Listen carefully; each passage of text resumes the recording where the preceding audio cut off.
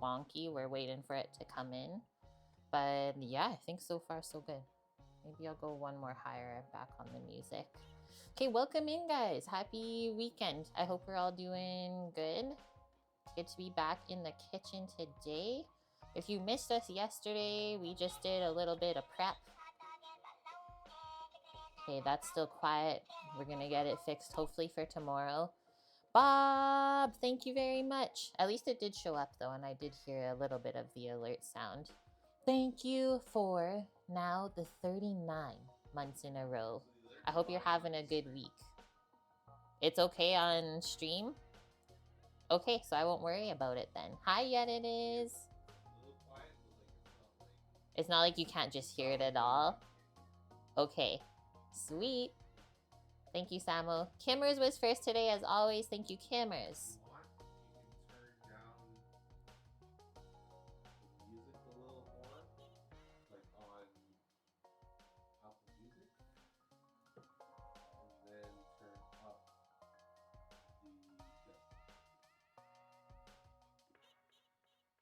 I don't think they have a volume thing in Apple Music no more. Where is it? I have play, pause, back, forwards. Oh, I see it. Okay, so up on Apple Music. Yeah, so turn down music from Apple Music. Down on Apple Music. It's almost muted. Yeah, so go a little bit farther down. I cannot go farther down. It's 5 or 0. I'm at 5. Okay, so now you can turn up on your desktop. I didn't switch anything. It's still the same. I don't know what we're trying to do. I'm just letting Sam know as he tells me things. I'm trying to get your output volume so you can hear it better. Volume, if everything, is very good today, White Dove says. So I don't think we're going to worry about it any further. Hi, welcome. Okay. Yet it is says happy Saturday, happy Thanksgiving weekend to all of our Canadian friends. So for the Americans that have never celebrated Canadian Thanksgiving, we celebrate it more on like the Sunday and Monday. I know you guys celebrate yours on a Thursday, which is very weird to us, but we'll still celebrate it anyways. But yeah, we aren't really celebrating it today. It'll be more tomorrow, and we just prepped a few things yesterday on stream for it. That should be fun. Hello, drink more, cook less. Welcome, Bonk. It's good to see you. He says, roast my prime rib. Hello, Valk. I hope you've been good. Happy Thanksgiving weekend to you. Hi, Squidge 420. What? He's just getting like, what? What are you saying? So I'm just yelling things in the background that I don't understand. Get to enjoy food. What does get to mean? You're Norwegian? Welcome. We have actually a few Norwegians in our community, so I hope you settle in nicely.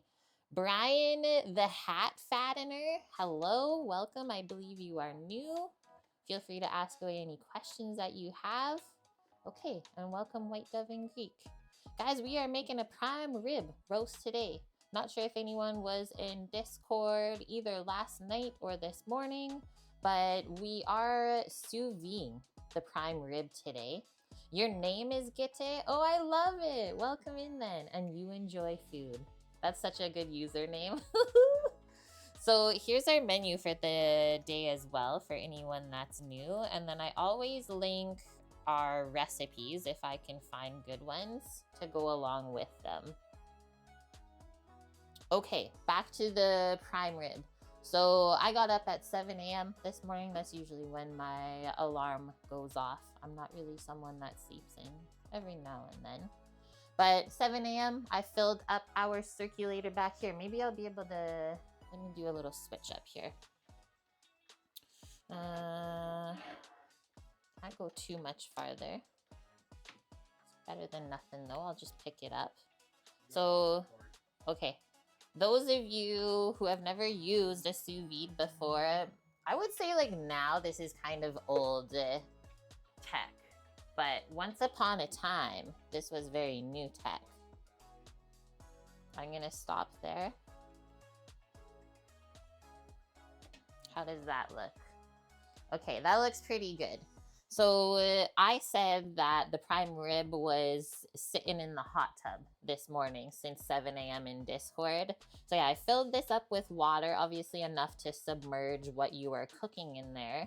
And then this, I don't know if you'll be able to see up top, but there is a screen up here. So you set your temperature for the water that we want. So because we are cooking like a steak today, I have it set at 133 Fahrenheit, and that's just from the recipe that I found. So he said 133. I guess you could have gone 135. That's what I did earlier this week for my clients that like more like medium well sort of beef. I did that for them. So 133, and then if we think of that, comparing it to oh, okay. Sounds like doing hand actions back there and it distracted me. Okay. But yeah, if we think about that comparing to like the doneness of a steak. Sam told me yes, but it wasn't good. So that's where you set it. So I can just kind of show you. You can like pause and play it, but now that messed up our timer. It's fine. But yeah, this will count as you're cooking, or you can set it to also count down. Let's say you're doing like a long cook. This is good. I'm just gonna set it down now. But yeah, if you want to do a long cook, you can set it to count down so that it doesn't keep cooking after. It will just stop. We set that at 133 for more of a medium rare cook. And then that way, once this comes out of the water, I'll just kind of pick it up and show you. If you guys want to see how we packed this up, go to the end of stream from yesterday's VOD and then you can see it. But we just did salt and pepper, some granulated garlic, and then vacuum sealed it. And so this will come out of the bag later on whenever we're ready. Usually you like to do like 7-8 hours on something like that so that you can like break down the connective tissue in there and yeah, get like all the flavoring into the meat as well, all the seasonings. So after that, why are you looking at me like that? I need you to wash your hands really quickly or just run the water.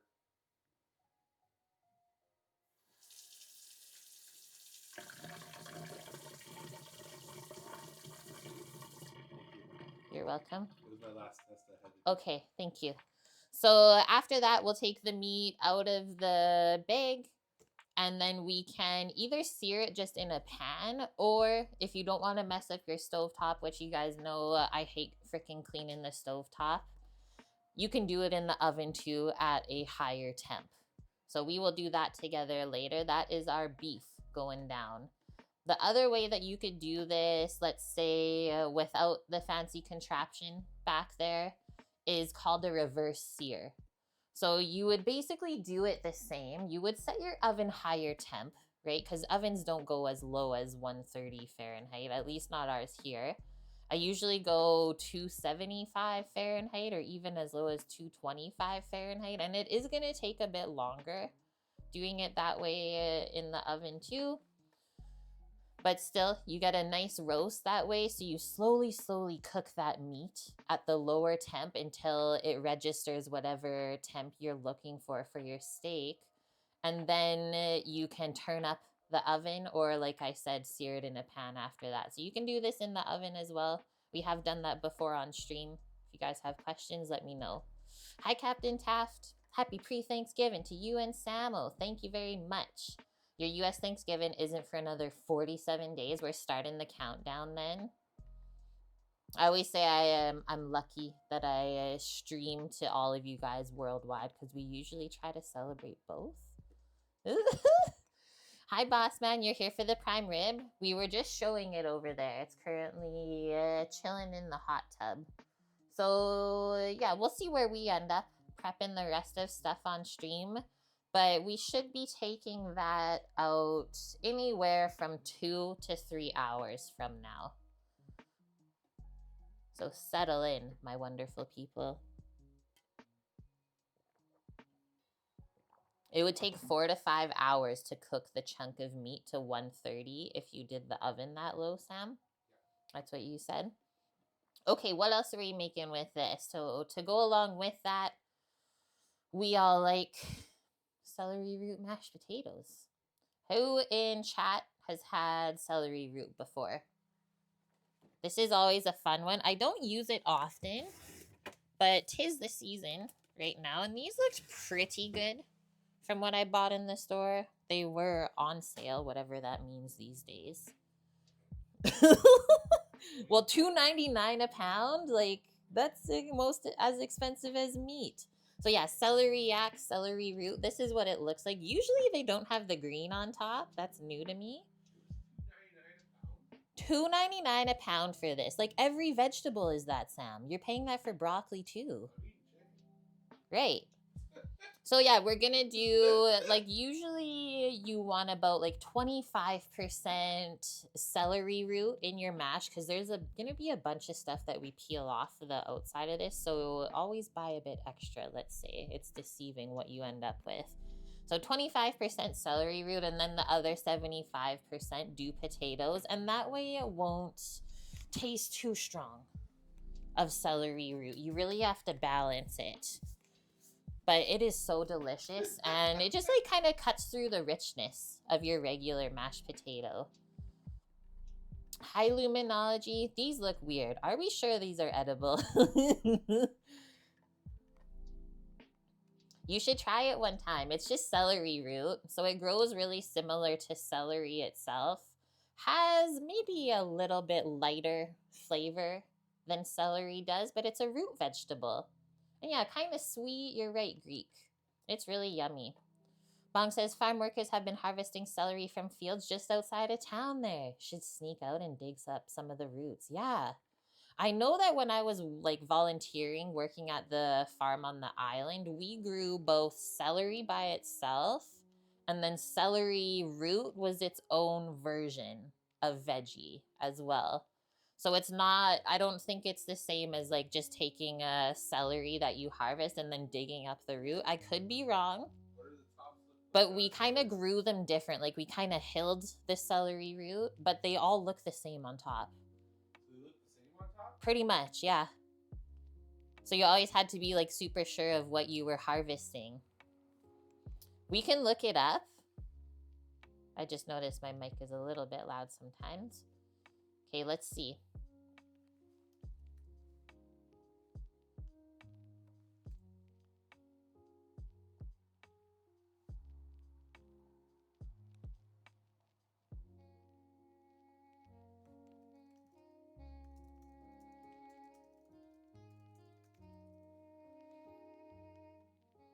It says they're the same plant. So I don't know why we grew two different varieties. Maybe the variety that they chose for the celery root just gave you a better root rather than the celery. But yeah, like I said, we kind of harvested them differently. While both are related and share the similar flavor profile, celeriac is typically grown for its root, while regular celery is cultivated for its stalk. Okay, so one's grown for the root, whatever the variety. They look the same, but you grow it differently.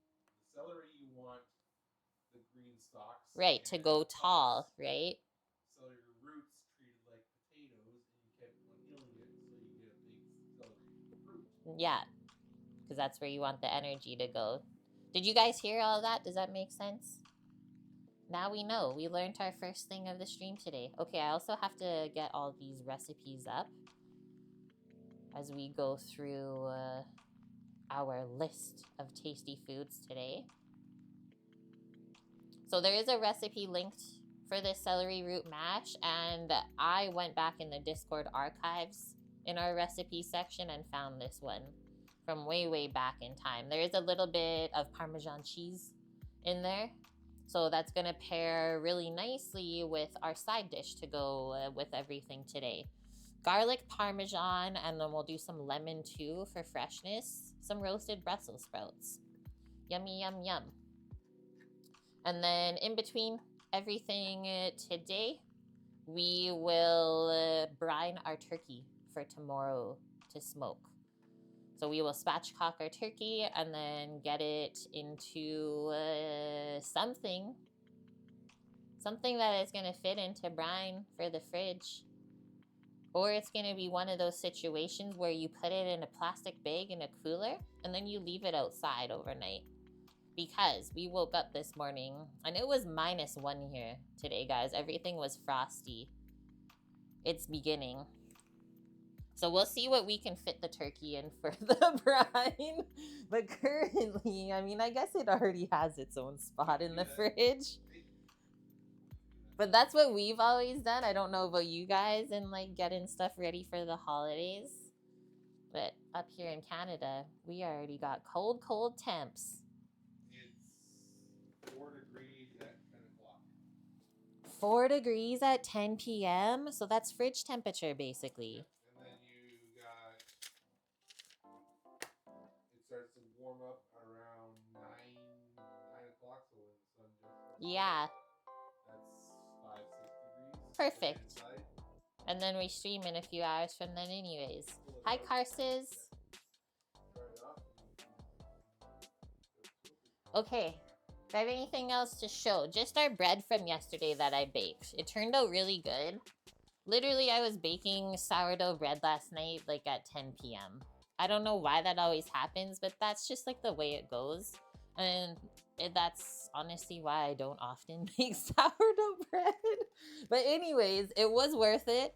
I had one piece last night to try it before bed, just the end piece. And then I let it cool, and then I had a little bit more toasty this morning. But oh my gosh. And then I did like a fancier loaf to bring to my cousin's house today for food. I tried to make it like pumpkin-esque. I tied some string around it and baked it in a round little cast iron. I thought it would be cute. It turned out good too. So then I saved this one for tomorrow. This is our extra loaf to make into our sourdough stuffing for our turkey. So that's why I made so much bread. Yeah, just put a little asparagus in there. The smell of baked bread is comforting, and in the form of a pillow, that's totally like a perfect little pillow. So cute. The weather command is broke in Greek, but currently it says it's 8 degrees Celsius. Yeah, Samo was napping last night when I was baking all the bread.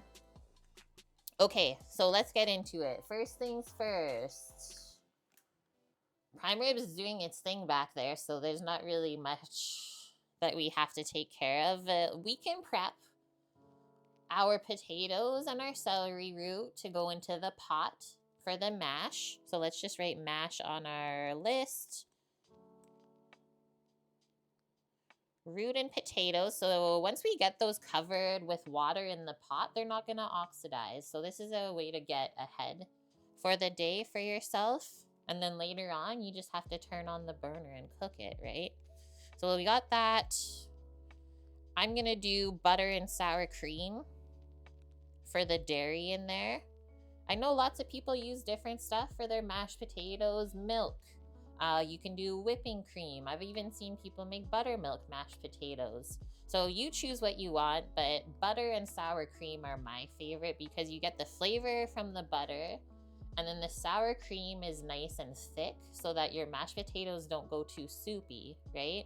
And then you get that little bit of sourness to cut through the richness of everything else that's in there.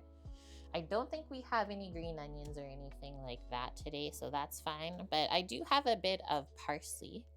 So maybe we could chop up a bit of parsley for garnish for everything later on, just to brighten it up with the Brussels sprouts.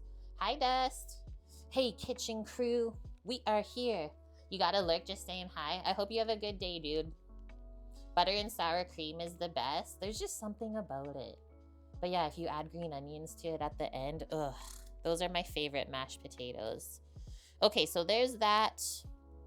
And I did say that the recipe I linked has Parmesan cheese in it. And we will be grating some Parmesan for the Brussels sprouts. So maybe whatever extra we have left, we can sprinkle in the potatoes. We got a whole new block of Parmesan this week.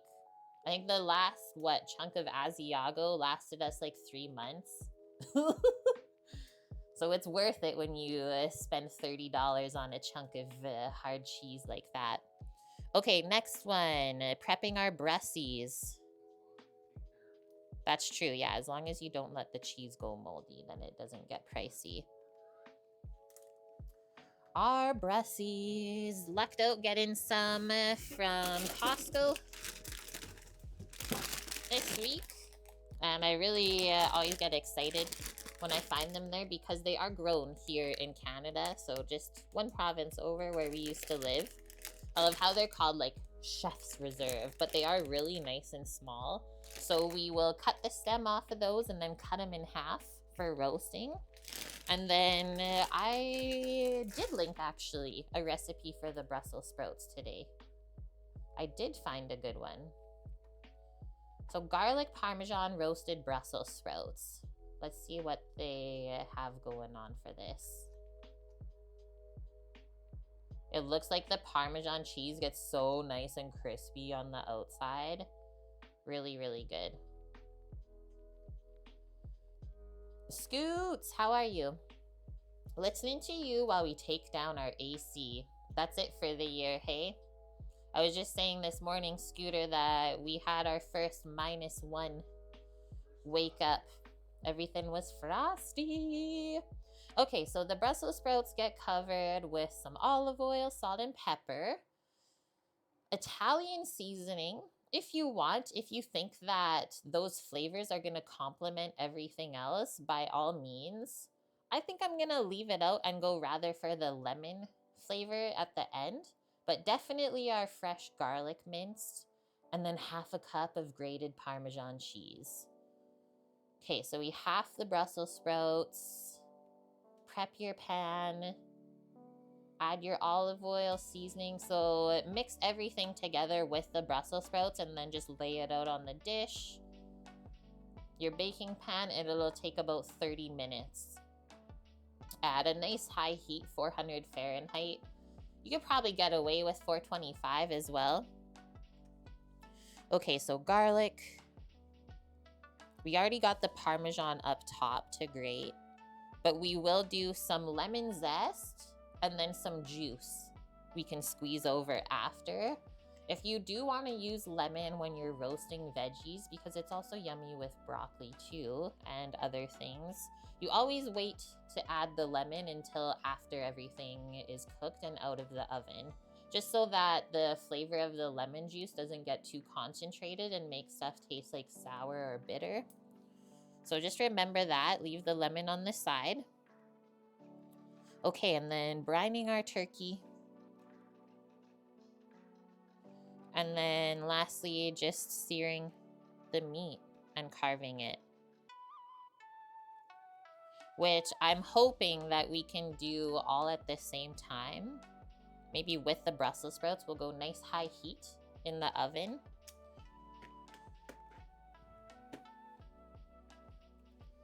Michael, how's it going this morning? Or this afternoon, I should say. Okay, let's get into it. Who has cooked with celery root before? Or is it like a very foreign entity to you? I laughed at how small these were because usually they're like really large, like at least double the size. And then why don't we also get out our pot for boiling this too? It's good, Peachy over there, just relaxing. Love it. Evil Marksman, hello from Scotland. Welcome in. It's great to meet you. Yeah, we love our European viewers. I'm from Canada. I've never been to Scotland, but I've done a bit of other traveling around Europe. Would love to go visit there, though. Is that where King in It lives, Sambo? I think so. They're Scotland, not Ireland. Why is there so much green top on these ones? I don't know why there's so much green top on it. Do we think that this was grown? No, because the celery stalks are so small, so it's not like they used it for celery. But yeah, I also noticed that. So one thing that like I've always been told is the reason that they cut the stems off of root vegetables is so that the energy doesn't keep going to that after it's harvested. Like, that's why you always have carrots with the stem cut off. You'll only get like the fancy, really fresh ones with the stem on because you're meant to use that right away, right? But yeah, having this with the stem on, I'm kind of worried about the quality of it. But let's see. Let's see. Hear you out. Ribs and peppercorn sauce. What kind of ribs?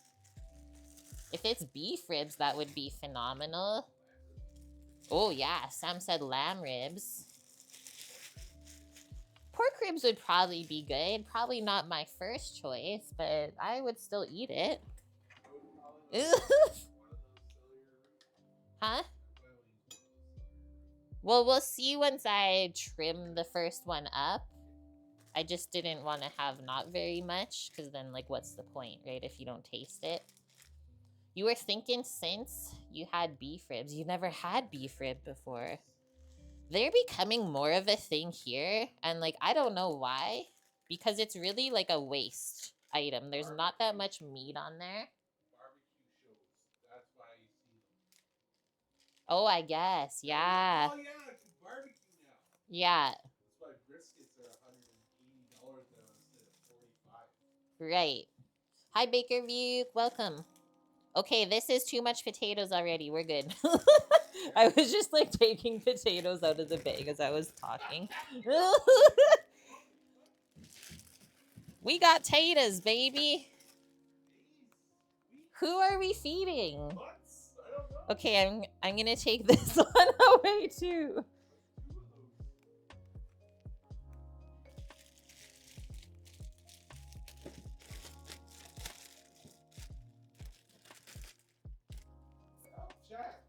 Send help. Okay, so next we're gonna try to keep as much of the skin on the potatoes as possible, but we will have to really peel up the celery root. I always like to have my pot just chilling beside so that I can put the potatoes in as we cut them. How big is our group today? Literally just me and Sam.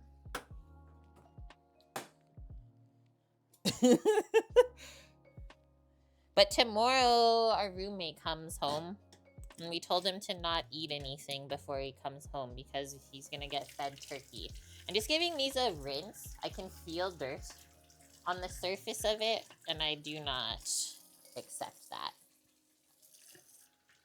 Rumbled de thumps, potatoes, Savoy cabbage, butter, mature cheddar cheese, onions. That kind of sounds like colcannon, which is like mashed potatoes with cabbage in it. Very delicious.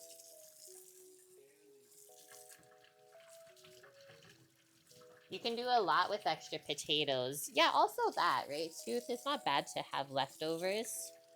Thinking it could be good with a little bit of roast chicken to do up one night, and then you just have to heat up the taters. Or I've seen people like form the mashed potato into patties the next day once it's cold. And then you can fry potato patties. Samo went one step further. You can deep fry them and then call them croquettes. I haven't had a croquette in a minute.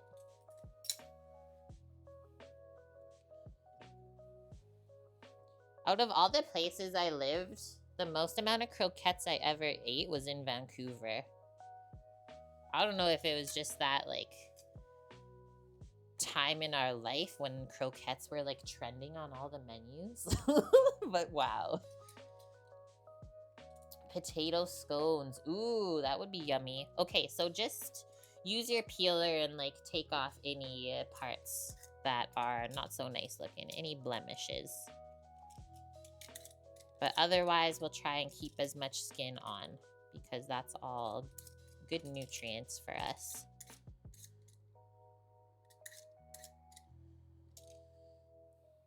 It's a top breakfast food. I would eat the heck out of that. I really love potatoes. I'm part Ukrainian and Polish, so they're a big part of my life. One of my favorite buns actually to make is a potato bun, where you put dried potato flakes right into the bread dough. Man, it's delicious.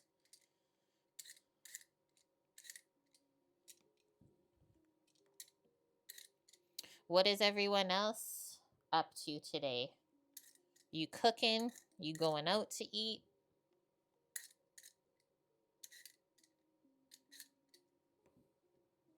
This one has a couple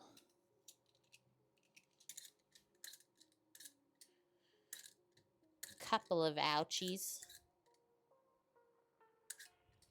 There we go. So that wasn't very much that we took off. Nice.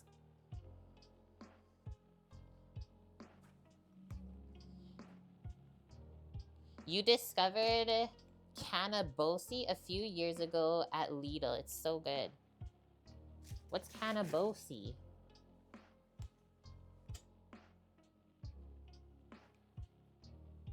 Okay, now I'm gonna cut our taters into like 1-inch cubes. I'm sorry it's a bit quiet, Annie. Oh yeah, I forgot.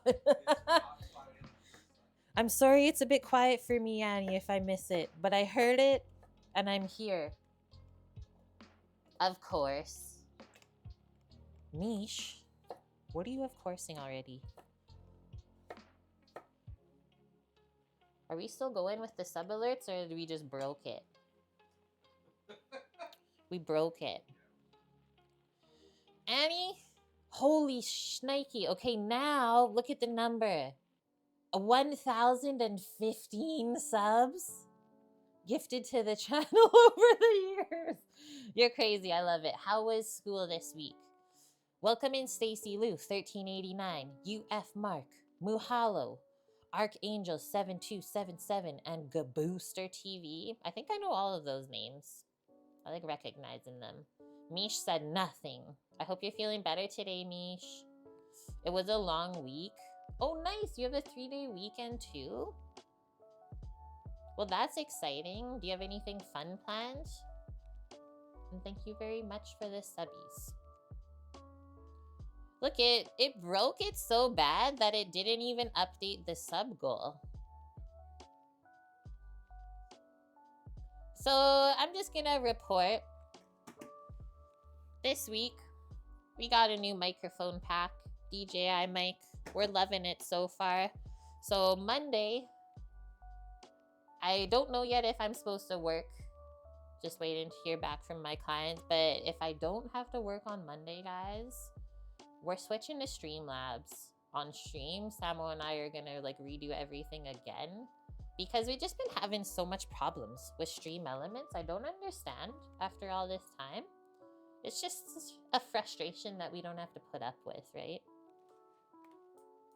Bob broke it. Yeah, he was the first resub. After that, nothing matters. But yeah, we'll go through it. And then the other part is that we'll switch back to streaming on Mac side. Which, have I ever even done before? Yeah. Oh, way back when?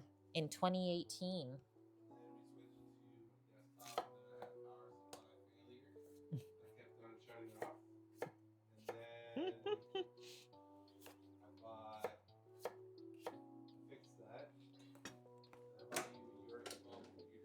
Yeah.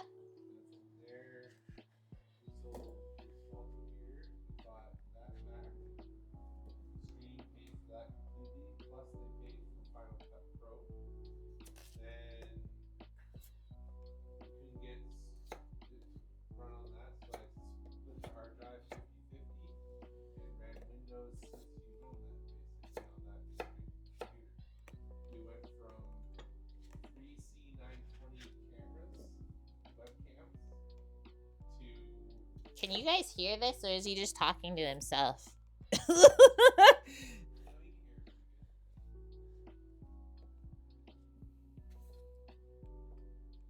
I'm just making sure. Okay, so Annie, we have had 1 sub from Bob so far today. That's literally it. So somebody broke it, but you know what? It wasn't me. That's all I'm saying. This one, I'm sitting out.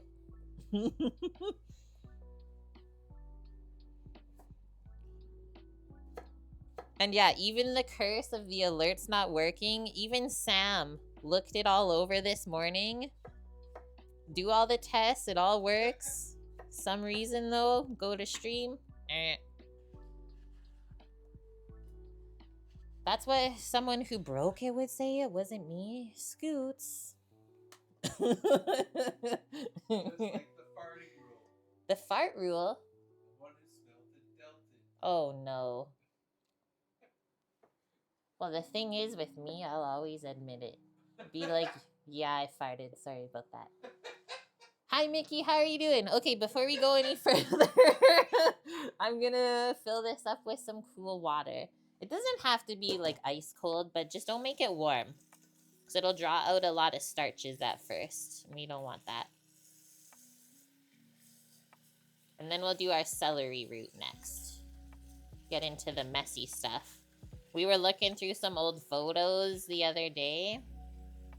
And we found one of me, of the last restaurant that I worked at. And I did something really fancy with the celery root one time. I was like the veg and seafood chef there. One of the sous chefs. So I had the celery root. The stems and everything was off. And then I made this like salt dough. I forget the ratios of it, but it was like a lot of salt with some flour and other stuff. And I like wrapped the dough all the way around the celery root, and then I baked it inside of that.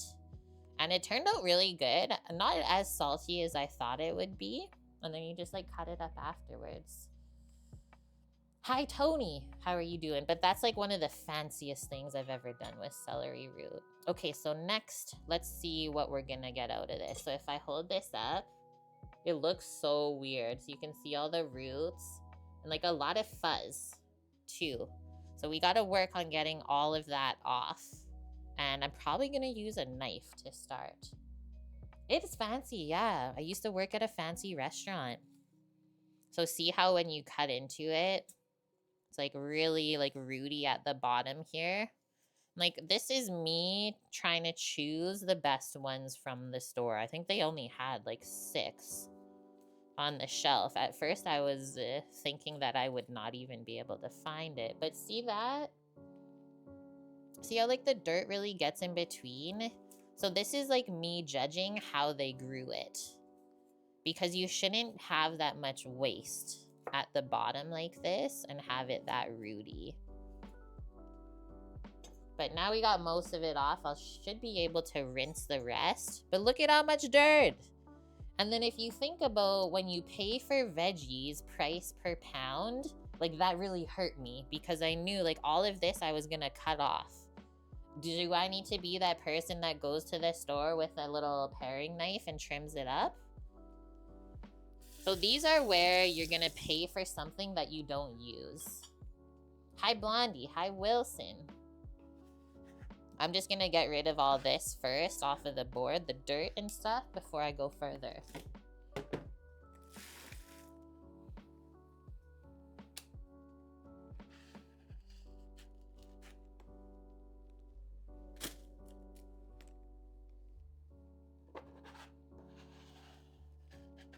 Like the thing with being a farmer and producing food is you don't want it to be that hard for somebody at home to prep it for themselves, right? So that's just them rushing through the process for no reason. Because they easily could have cut off more of those roots. The thing is with root vegetables, like you could see where they already cut it, is they just kind of scab over their little skin. So it's not like it would go moldy if they trimmed more of it off. Yes, I'm judging them hard. Next up, we should be able to switch to our peeler now just to not use up too much of the actual celery root.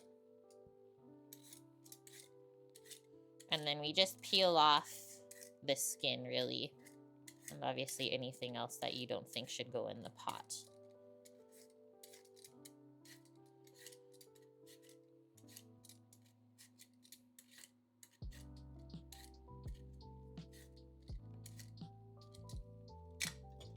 And we trim that. It doesn't smell as sweet as some other ones that I've had before. It smells like very celery-esque. And then just kind of seeing the green around the top as well. That could be from them leaving the stem on. So this leaving the stem on food like this is going to actually start to take like nutrients out of the vegetable. Because the veggies are always going to try to reproduce, right? And send up those shoots so that they can put their seeds out.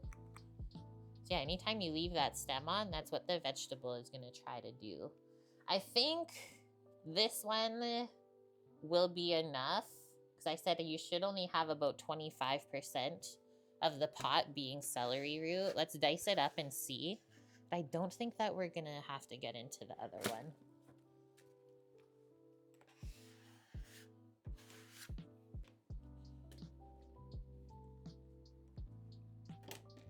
One more wiperoo. So I don't like eating dirt.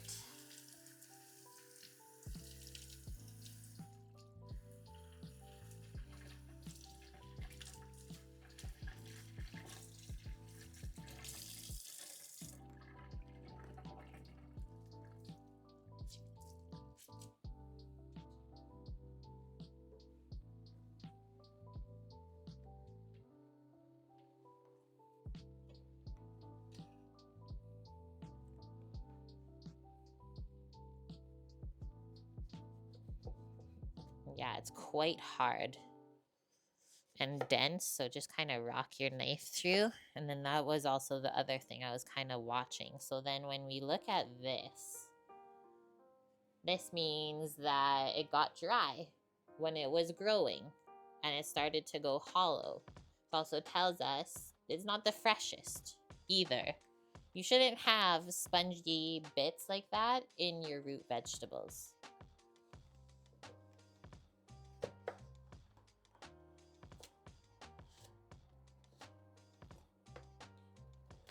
Because it is quite firm, I just always cut it a little bit smaller than the potatoes to make sure it gets cooked through.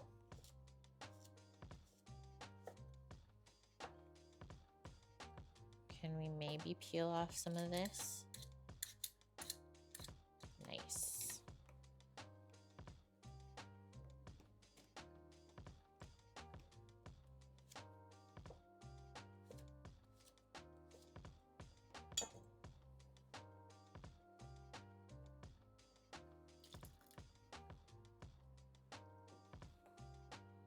Look how it floats too. You can tell it's just like hollow. Let's get some salt and we'll season the water. And then, like I said, we can just put the lid on that. Now that everything is submerged, we just have to turn on the pot later when we're ready. Do one more. So we don't want bland mashed potatoes.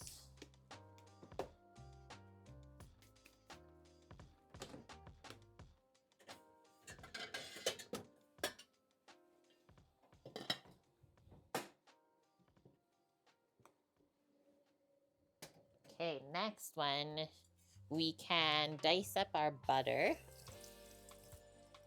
The amount that we think we'll need for the potatoes. I usually do just a little bit extra, because you never know. Let's put this other celery root away. This also makes a really nice sauce that I've done before, like a celery root kind of cream sauce. It's actually phenomenal with pork belly. And I think scallops, if I can remember. I want to cut the butter.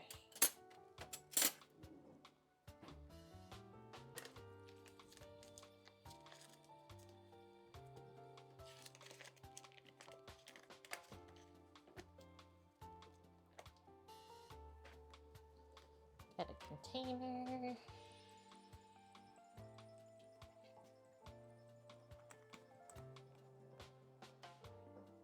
You've made celery steak a few times, Mish? Ooh, with celery root?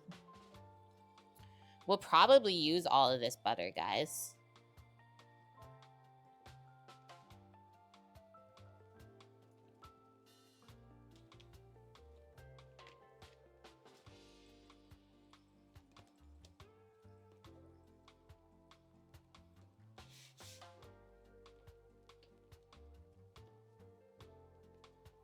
Cut them in nice little chunks so that it melts into the potato quick.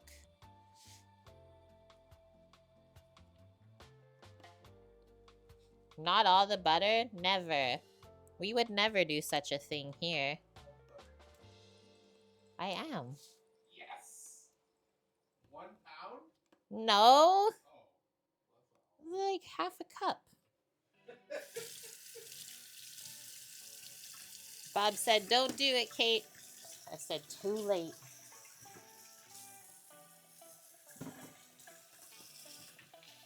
We did get some, Annie. I didn't go out anywhere to go watch the Northern Lights. And also, the only windows we have, what? Face which way, Samo? The only windows we have... Let's get the compass up. Face north and east. That's it. So I don't know if you saw in Discord, but I did post a couple photos from looking out the balcony way. And then I will also say when I was up, I think around like 12:30ish, just a little bathroom break in the middle of the night, I just went and like peeked out the living room window, which faces north, and yeah, I was able to see like all the way like as far west as I could look, and then there was just like a line of green that went like as far east as I could see. So that was really cool. But like some of my friends posted like crazy like purples, reds, pinks, like really wild colors. We're cooking a feast for the holiday. Yes. Can you put the mic on Sam again? I want to listen to his beardy voice, even in the background. We can do that. That one's up to him. He needs to get up and come and get it. But yeah, did anyone else see the Northern Lights? And then I also got like really excited because like Lauren posted that she saw them where she lives for the first time ever in her life. Which is wild for us to hear because like being up in Canada, we see it quite frequently. Even with us being in the absolute middle of like one of the largest cities in our province, still saw it. It's always cloudy when you get the Northern Lights, you always miss them. But yeah, it's nice to have photos to look at. It's still just like not the same, right? I mean, for even like working up north for a year in the Arctic and working night shift, I think I only seen them faintly once out of all the times where people are like, go run outside and look at the Northern Lights, and like by the time I got out there they were gone. Like Sam has saw them a ton when he worked night shift, but it's definitely like a hit or miss thing. But when you do see them, you'll feel like really special. In the Arctic, yeah, it's actually like a year now since I left that job, which is really crazy to think. I really like that job too. Okay, next one. We're moving on from the mashers. We got the root and potato, the butter ready. We're gonna start cleaning our Brussels sprouts. I gotta get my paring knife out of here. So we're gonna trim off the bottom stem and then cut them in half, and then maybe we'll just put a bowl up on the side to put them into so that we can toss all of the flavorings on there.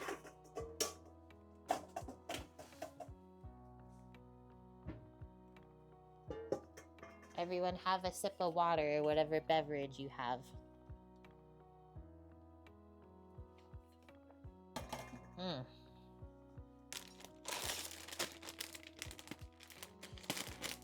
These were just packed on October 3rd. That's amazing. Does it say where in BC these come from? No. Oh, it does, actually. Churchill Street in Delta, BC. Okay, there was a bit of a funky smell when I opened the bag, and that is the thing. Like, we always joke around. We call Brussels sprouts fart nuggets because they can smell and taste pretty farty sometimes. But usually when you buy them first in the season, nice and small like this, I would say that like funky sort of cabbage flavor, not nearly as prominent compared to later in the season. So I usually dump out a bunch at a time from the bag, like make a little pile for yourself. And I'm left-handed, so I always work right to left.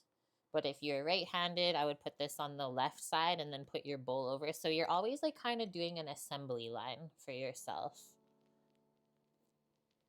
How's the prime rib coming along, Lauren? It's looking good. It's been cooking since 7 this morning. So what, we're at almost 1 p.m. now.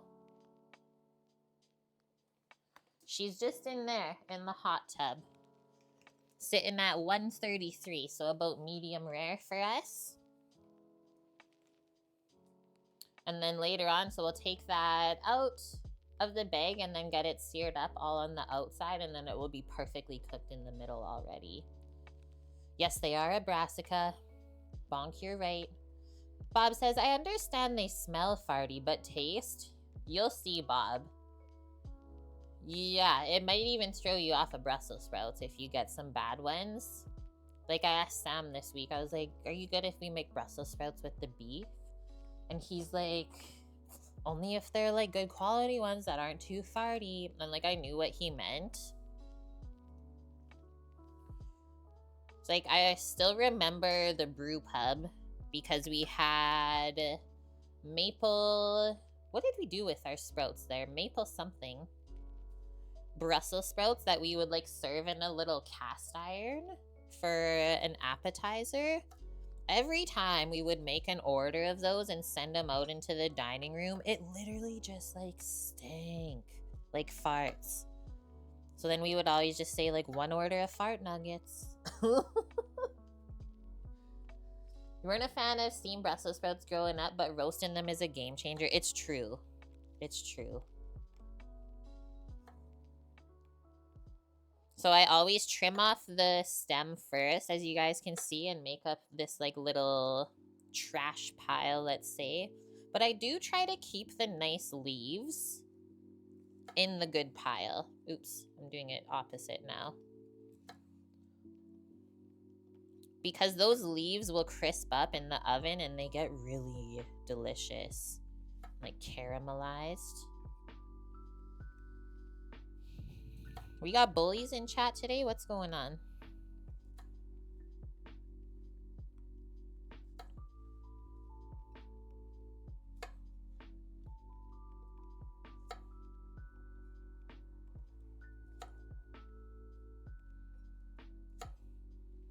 So I know like North America celebrates Thanksgiving. Is there a holiday in Europe between all your guys' different countries that's sort of like this for the fall like harvest season?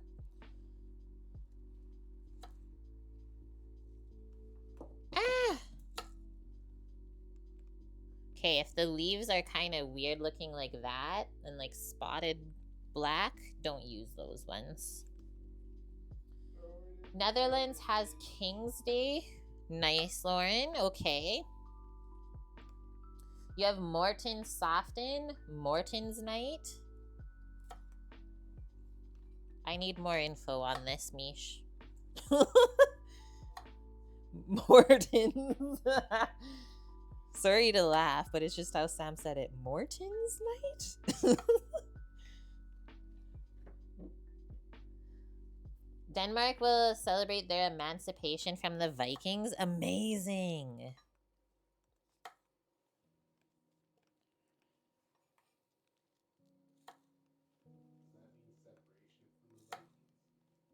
It might be. Emancipation, big word. Look it up, Samo. Word of the day, emancipation. Our local farm has Jamaican workers, and they are going to open up a list to pre-order jerk chickens for Thanksgiving. Are you joking me right now? That sounds fantastic. Jerk chicken. Imagine if they did jerk turk. Greek. I don't think we're going to do a Thanksgiving celebration. You can make holidays whatever you want them to be, right? Like, that's something that I realized as I got older. You can celebrate them, you cannot. It's really just whatever makes you happy, honestly. Jerk turk, that would be interesting.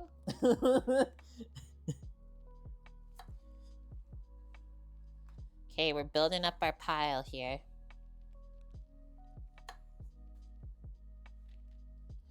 Greece doesn't have really anything like this either.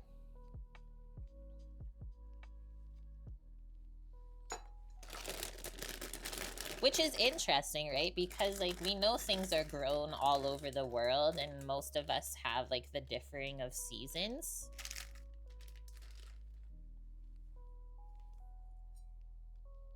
Getting back at them slowly. St. Martin declared that every 10th of November, geese should be served. Somebody scrolled it up. Stop talking. Geese should be served as the main meal. Okay, so St. Martin's Eve, associated with the missionary and later Bishop Martin of Tours. Goose is eaten. Okay, so duck is like the more affordable option. What? The geese gave him away with the cackling. What a story. I like it, Mish.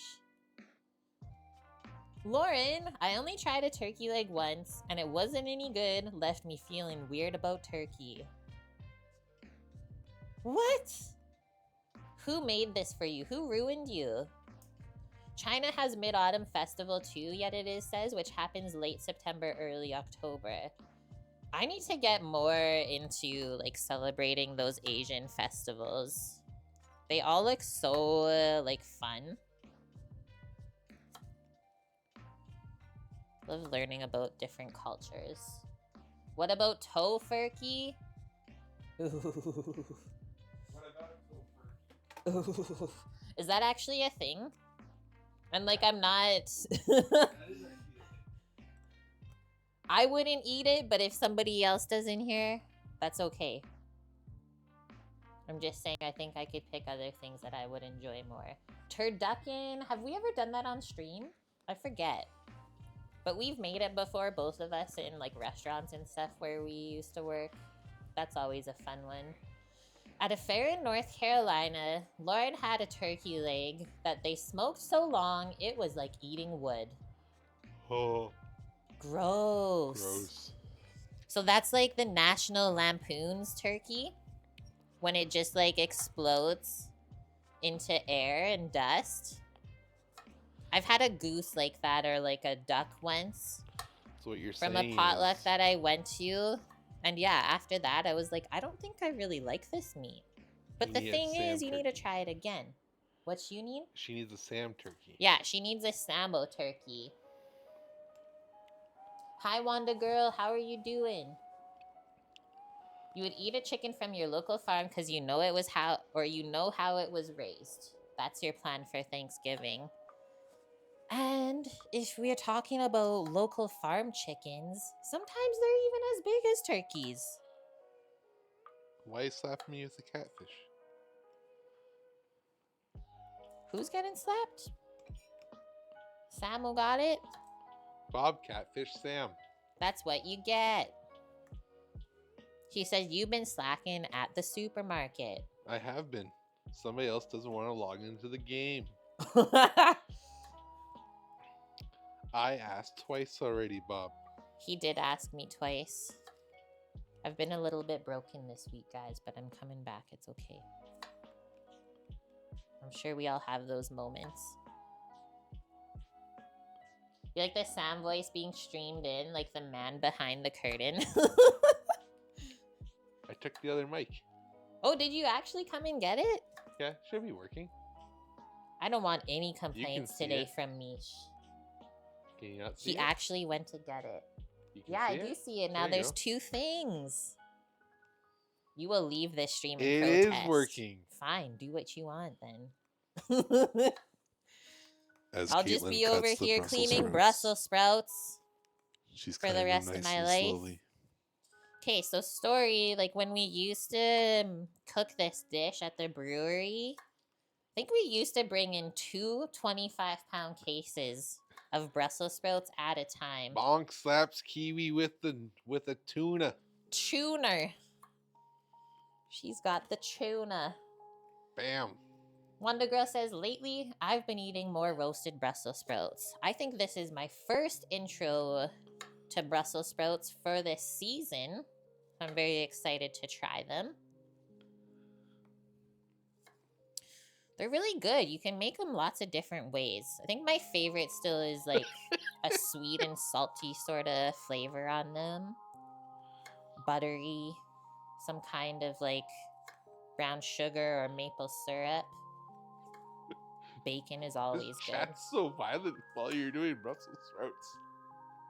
I can see it out of my peripherals as I'm looking down. It's just like boom, boom, boom. I'm not even looking. I'm scared. Shit.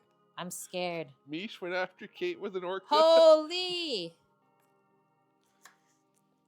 This one time not long ago, I had a dream that I was in the ocean, basically drowning, getting chased by orcas.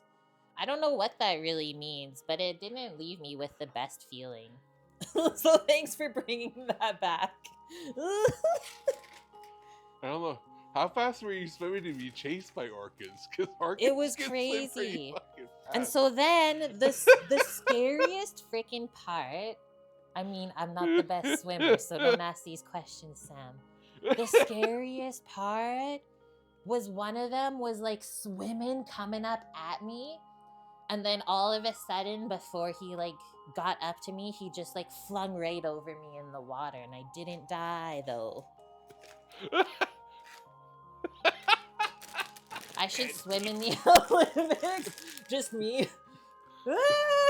That's happened with a pot of oil outside for us. Oh my god. Woke up in the Now morning. you're bringing rat oil back into my memory? It was a mouse, not a rat in it, though. Oh yeah, it was rat pie.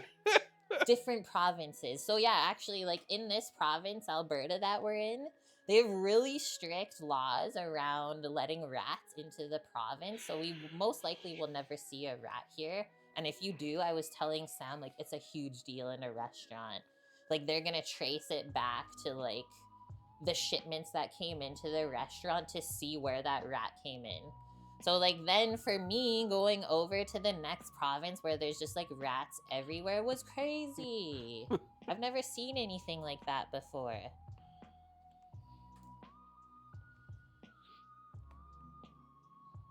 Your mom found a mouse in her garage last week, picked it up with her hands and put it outside? I couldn't. I mean, I dealt with my fair share of mice once upon a time. That's good for me.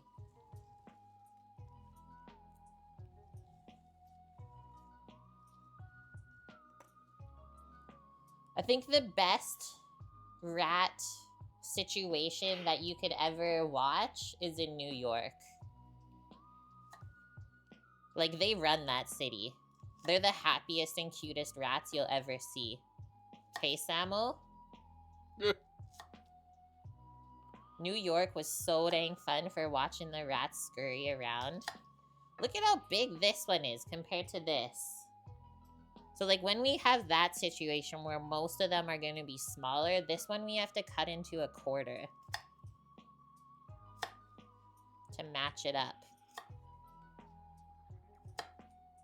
Rats in New York are legendary. They seriously are. You wouldn't put rats and cute in the same sentence? Me either.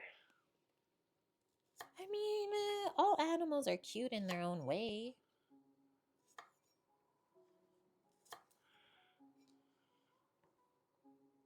I think one of the funniest, like, rodent situations we had lately, where we, like, ran away, was the one road trip that we took to BC.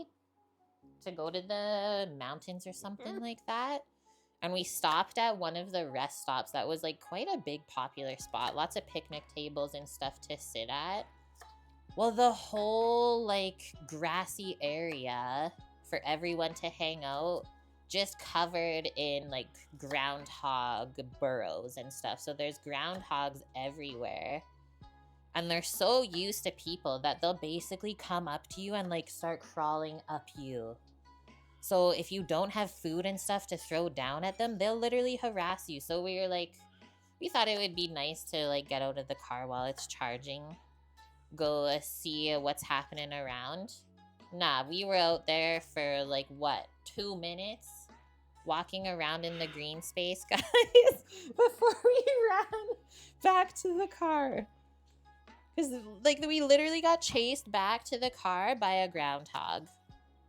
Me and Sam just like screaming. And then I was trying to imagine what that looked like from an outsider watching.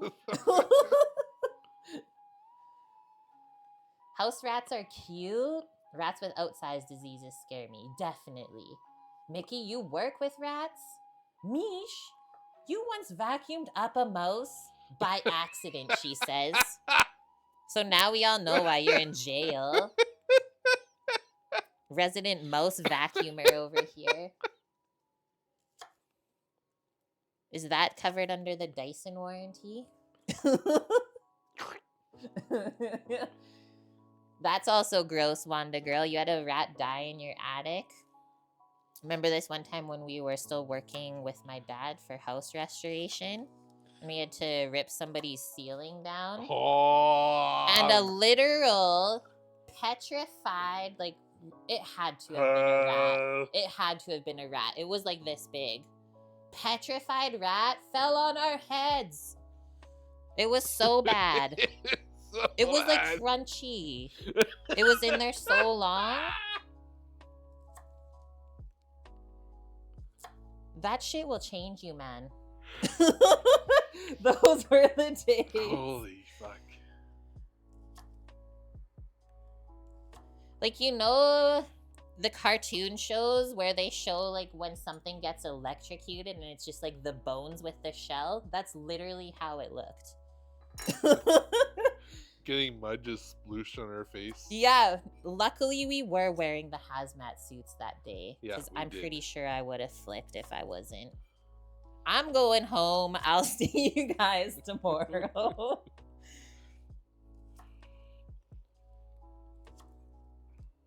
And the mold remediation, man. Like, luckily we didn't have to do too much of the dirty part like that. We just went in afterwards and made everything look pretty again. Made it look like nothing happened for the homeowners. Okay, look at this. Not that much of a pile left, guys. We're doing great. And then we'll get these all coated and flavored. I mean, yeah, if anyone in here that doesn't know about our life back then, a few years ago, I'm sure you could find the VODs, because we streamed a couple times the house restoration. Yeah, they're on YouTube. You need to go to bed. Well, thank you for staying up. And I hope you have a wonderful sleep. If you are around tomorrow on the internet, I will be cooking again starting at 11 a.m. Pacific.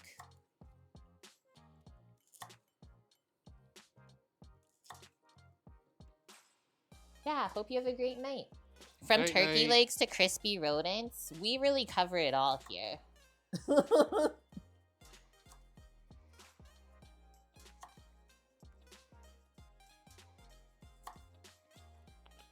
A bear may even steal your grapes.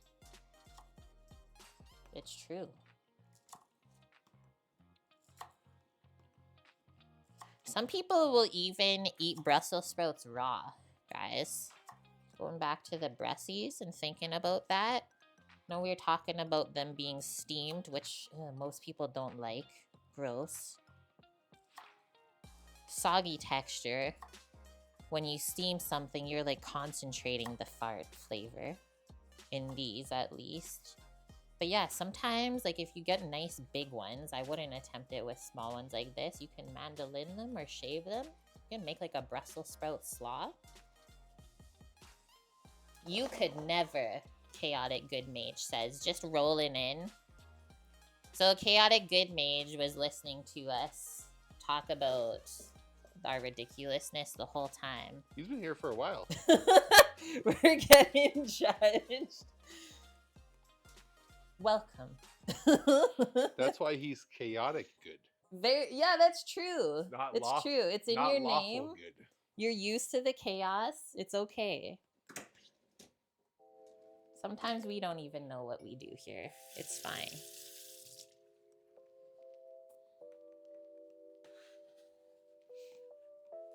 What have you done, or is it what haven't you done at this point, Mish? Petrified rat was a journey. We got stories. I mean, ask away. Okay, Brussels sprouts cleaned.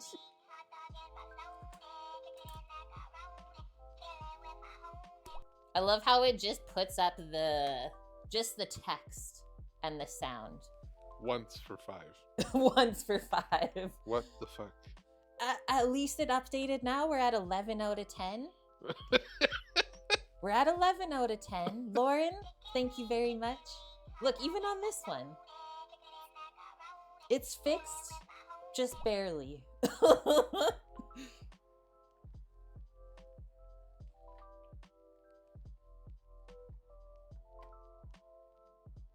Okay, Lauren, thank you very much for the 5 gifted subbies too. We are now over our sub goal for this stream.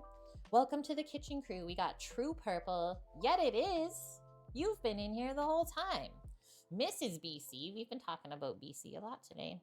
Wauma. I think they're new. And Aleda. I believe I've seen that name before. Welcome, welcome. Stream Elements quivers at the sight of Annie. I don't even know what to say anymore, guys. Yeah, welcome, True Purple. I love your golden knife. Been here a while now. Okay, let's get back to this. Garlic, Parmesan, lemon, Brussels sprouts. Let's go grab some olive oil. And we'll need some salt and pepper.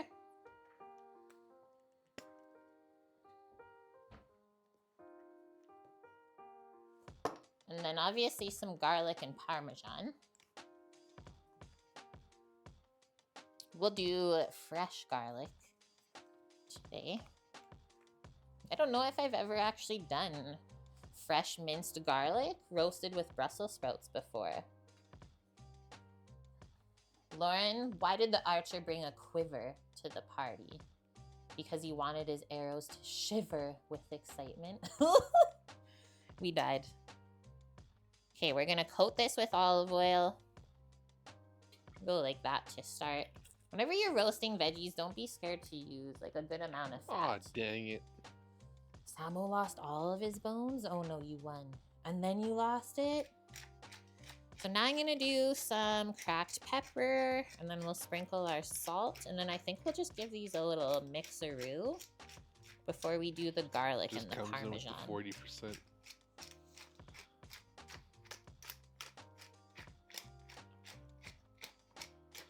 And then these will get roasted at a nice high heat, get them crisped up. The most amount of flavor that you'll put on Brussels sprouts is when you get them starting to brown on the outside. That was probably a good amount of salt. You can always add more later after they're cooked. Okay, so let's toss this. I'm just gonna use my hands.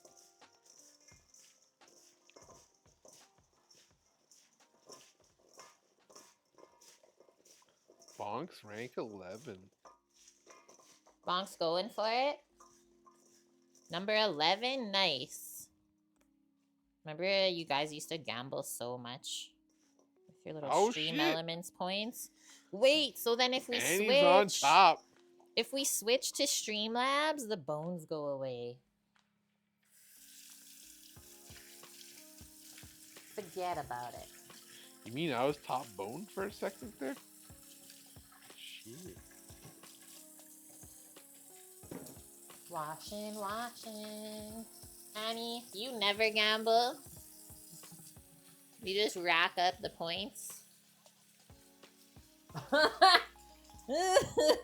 can't say it. But thank you for saying it. Okay, garlic. Annie's the top Parmesan. voter. Good job, Samo. Okay, best time of stream. And oh yeah, we can take this out too, actually. Compound butter, because that's what's gonna get slathered on the outside of the prime rib when it goes in the oven. I forget all the herbs and stuff that we put in here, and there might actually be a little bit of lemon too. But we'll let that start softening on the side. And then, in all of its gloriousness, Parmissimo? I don't know why it's called that. That's just the brand. But let me tell you, this is the finest cheese from Italy. Parmigiano Reggiano, AOP, you know it's coming from Italy. I like it. It's aged over 2 years, 30 months. And what are we paying for this? This is just over 1 kilogram of Parmesan cheese. We know that it has a rind on there, so there's a bit of loss. But we know that we can also save it and put it in tomato sauces and broths. So you don't have to just throw it out. Our price per kilo, $24.99 per kilo. This was $26 for all of this. I think that's all I got on here. Made with actually unpasteurized cow's milk. So this is made with raw cow's milk, guys. Love it.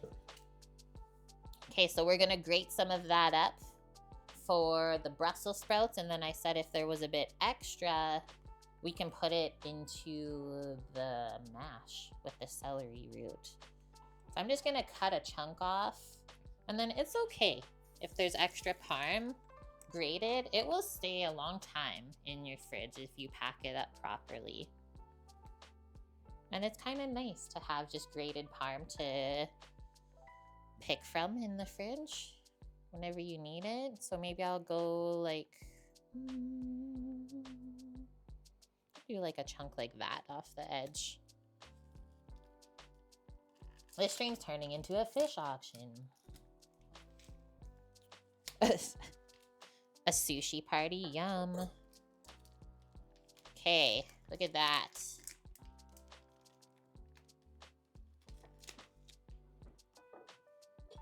Yeah, you gotta try the cheese. Oh shit.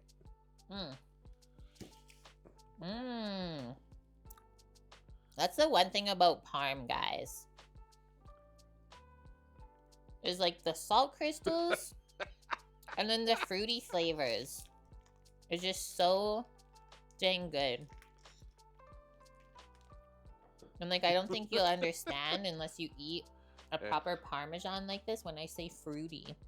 Like, it's got like a sweetness to it where it just makes you salivate. She's all gone. So I'll just cut that a little bit down now to make it easier to grate. And we'll use a fine grater. Did you see what just happened? What is going on? There's a catastrophe that just unfolded. You didn't know anything happened. Sam tapped Lauren with the salmon. Lauren slapped Sam with feta. Oh, Mish. Mish. You just want to nom it? It's so good. I could eat it forever. Okay, let's get the grater.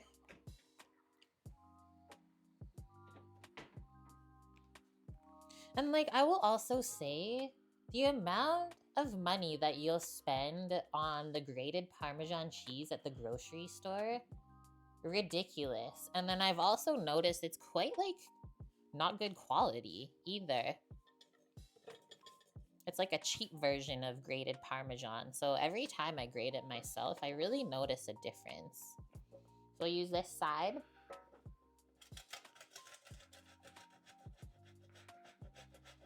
Yeah, get yourself a wedge A microplane works really good too if you're just gonna grate it over whatever you're eating. Really nice and quick. But yeah, the like us paying $26 for this, I think our last chunk of Asiago that was a kilo lasted almost 3 months in the fridge. And so whenever you have a hard cheese like this that's aged, it's not gonna go bad as quick as something like just a cheddar will. That's more of like a fresh cheese. Not aged as much.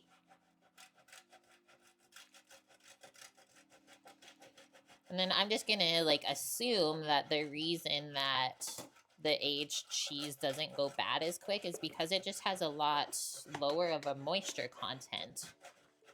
Right? Because bacteria loves things that are moist. So careful as we grate down to the rind.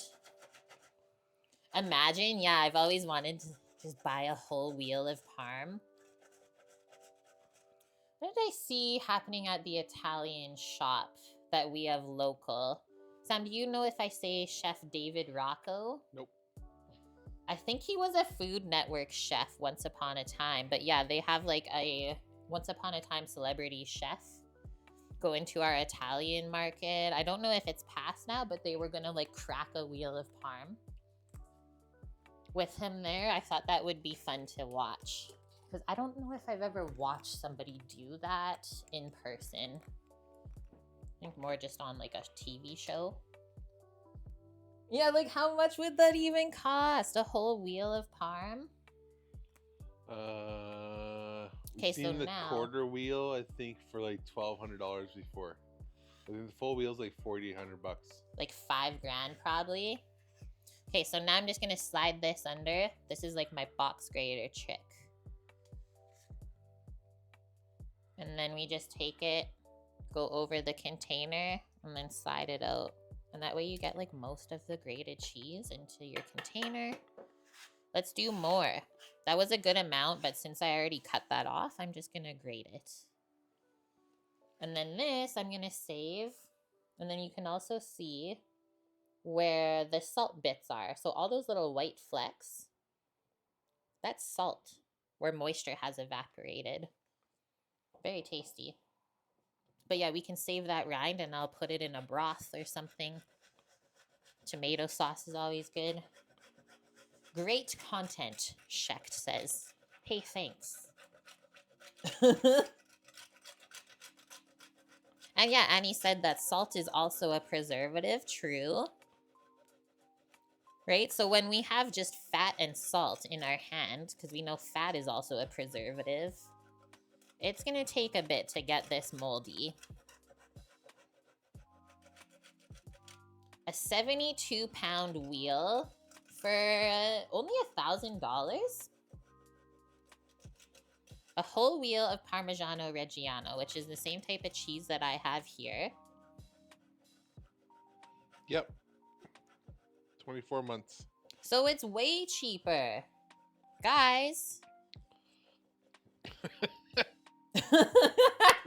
Guys, we need to buy a wheel. Okay, I'm gonna eat that. Yeah, but it's 72 pounds. Well, that's the thing. Where are you gonna put 72 pounds of cheese? We have to divide it with everyone. You have to share it. That's why back in the day, like, cities weren't like this. We had little communities where you can buy the whole wheel of parm for your community. Everyone splits it, and it's not that much. Easy. Oh, that wouldn't last you a whole year, whole lifetime. You know how many pastas they'll be making with cheese? Like every day. Oh, yeah, that's a good one, Sam. Has anyone in here... Also, this is really full now. Has anyone in here ever had the pasta that they mix in the Parmesan wheel? There's a restaurant here that does it. And it's actually not that expensive. It's supposed to be a good restaurant too. Lots of good reviews. And I know people that have eaten there. But I've always wanted to experience that. So I think they make cacio e pepe. So think like Parmesan and black pepper you have your wheel of Parmesan and it's hollowed out like a bowl. You got it, Chaotic Good Mage. And so then they hollow out the wheel of Parm and they like mix the pasta, finish it with the sauce inside of the wheel of Parmesan. So it like flavors it and kind of melts into the noodles. But yeah, I've only ever seen this online. I've never experienced it.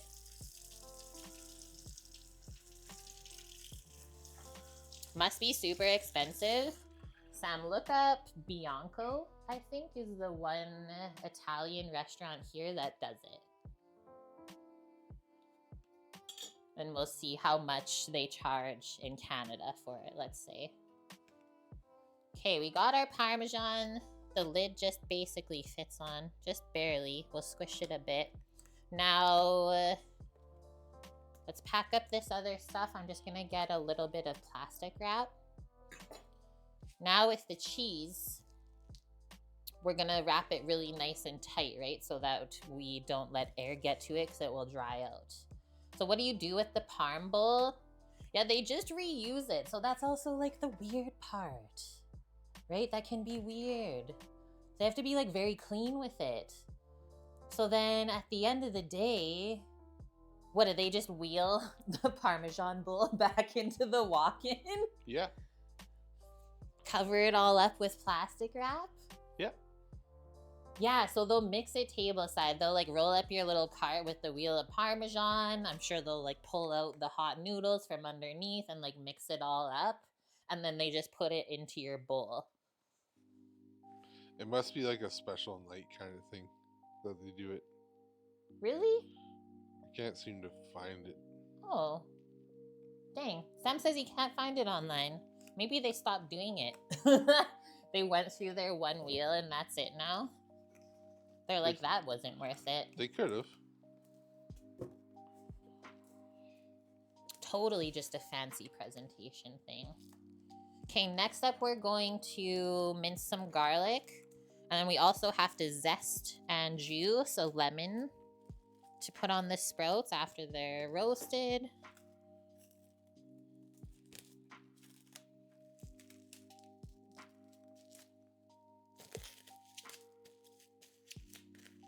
Well, yeah, like if we know that the wheel of Parm only costs $1,000, you don't have to sell that many plates of the pasta for that to pay for itself, right? Pasta alla ruota is what it's called. Lauren looked it up. Thank you, Lauren.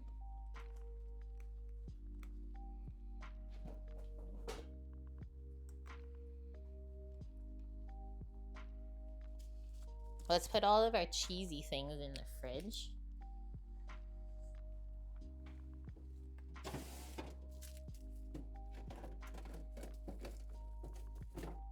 Oh, guys, butter was on sale this week at Costco, so you got a couple extra pounds. Lately here, I don't know what you guys pay per pound of butter, but it was $5.49 for the longest time. And we got it for $4.75 a pound the other day. With a limit of 50. And yeah, you could only buy 50 at a time. And then at the regular store, I think just buying a pound of butter is about $6.50. $6.99. Yeah, like $6.50, $7. So you can really see the difference of prices of where you shop. It's wild.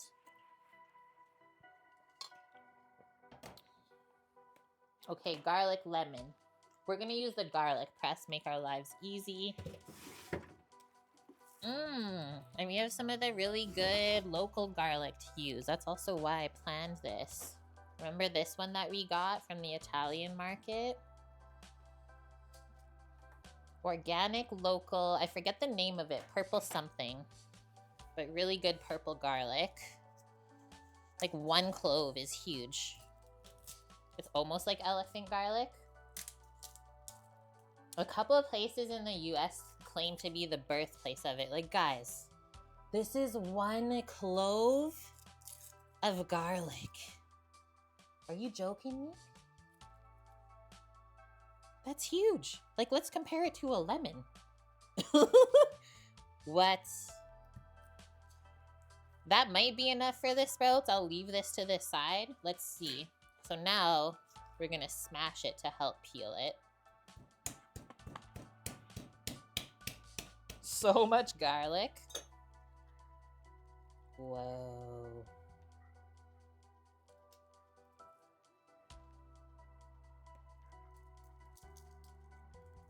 That's seriously the biggest garlic clove ever.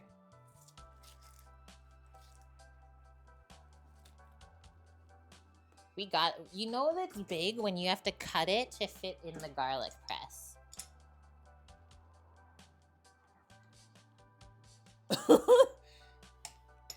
And then I'm just gonna get a little container to put this into once it's minced.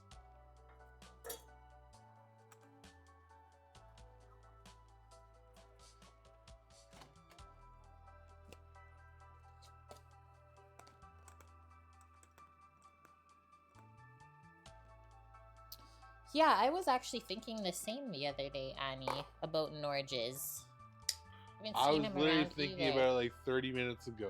Even you, Sam? I was like, I wonder how Norges is doing. You want to give him a message? The other one I was thinking about was FCB today.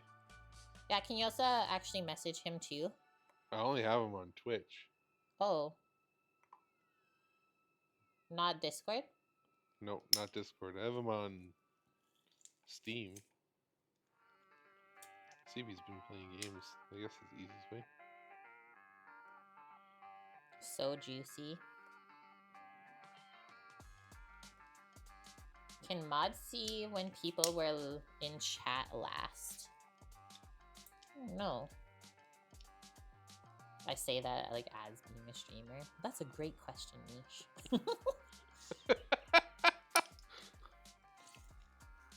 He was online last 21 hours ago. Okay, so he is alive. We're good. Okay. Clove so large that your neighbor's eyes water. Is straight up Proxima. Like, that's one garlic clove. And it's so freaking fresh and juicy, too. Makes your hands so sticky. There's a reason why I'm using the garlic press. We will never forget Norges. His 100 gift subs at a time. Yeah, it taps out at 100 for him. So you had to do another 100 one time on another thing. And also just a legendary, like, Norwegian fisherman. I miss his fishing story. Like, he sent us one time, guys, a link to a YouTube where his boat was on, like, featured on, like, a Russian freaking nature channel or something. It was so cool.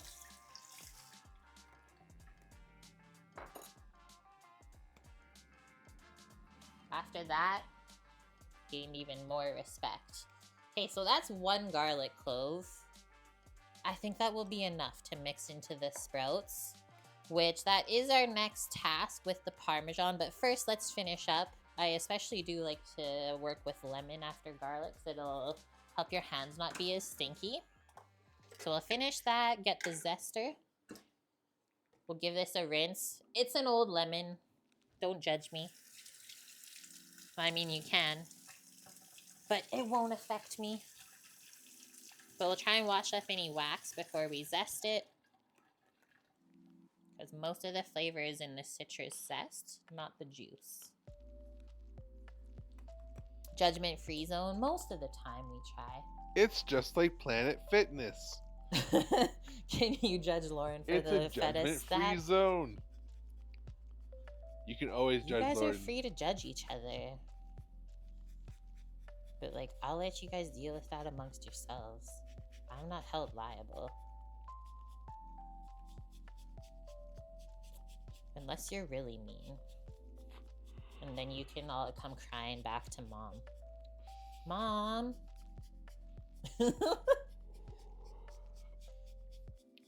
Goes after Mish with the pike. You're never really mean. Just fake mean. That's like all the commercials for food, which I still don't understand this one. Like all of the commercials that advertise food being like, it's made with real cheese or made with real fruit. And so then I always wonder, oh no, It broke, guys. It's finally bit the dust. Let's see if it goes back on. I think that's it for that. That's okay. But yeah, like, why are we advertising things being made with real food? Because then it makes me question. So the times that they don't stipulate that it's made with real things, then what are we eating? I've just never known what to think of that when they do it. Or like the pet foods made with real meat. It's like, okay, but like what else would you be using? Hi, Crimson. Welcome in. Hope you're doing good. Tofurkey. Okay, we're gonna juice all of this, I think. Or the products advertised original, new and improved. Right, so it's not original anymore. It's new and improved. It doesn't taste the same. Do I need to get into marketing and discover what is really going on in there? Oh, I don't think you want to. No, I don't think my mind can handle it.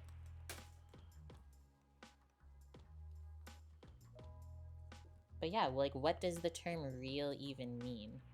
Like, why are they telling us that? Okay, so this is also a story kind of similar to this topic.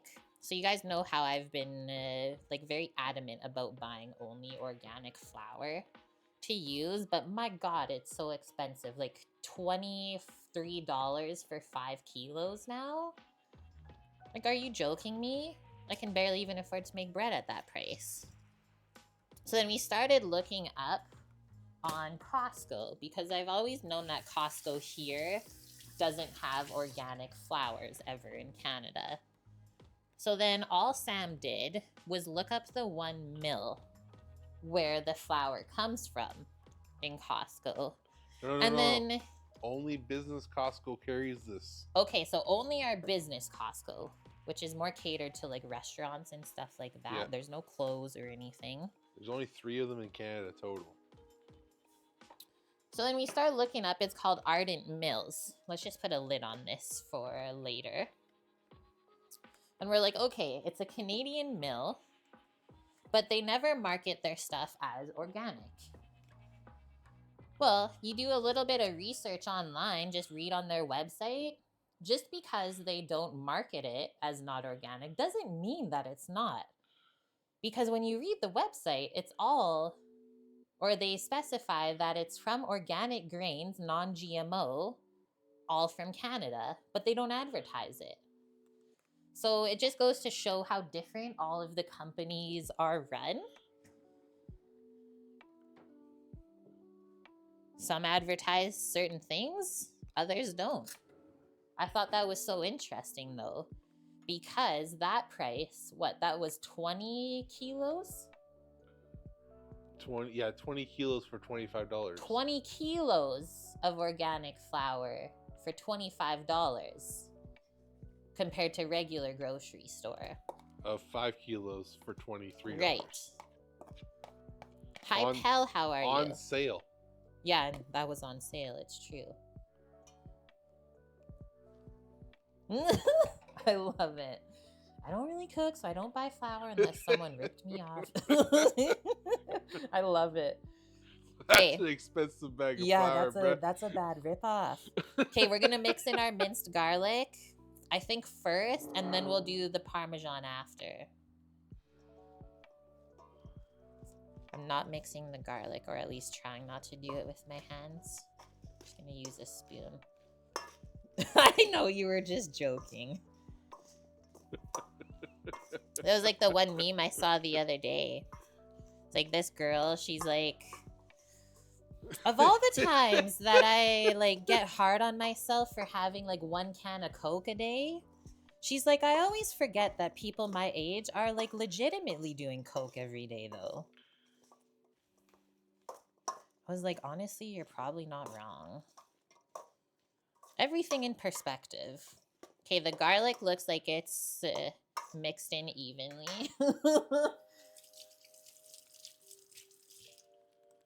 You guys like that one? And then next, let's go back to our cheeses. How many grams is a can of Coke? 374 or something? There's 355 milliliters. Oh, 355. See, I don't drink pop, so I don't know the can size.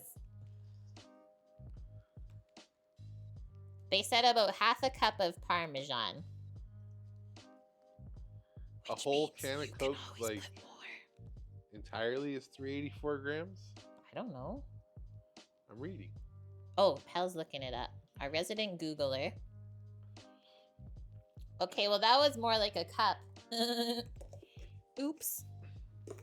I don't need AI. I have a Paloozer. Thanks, Rocco guy. I mean, if anyone doesn't like Brussels sprouts, just cover them in cheese.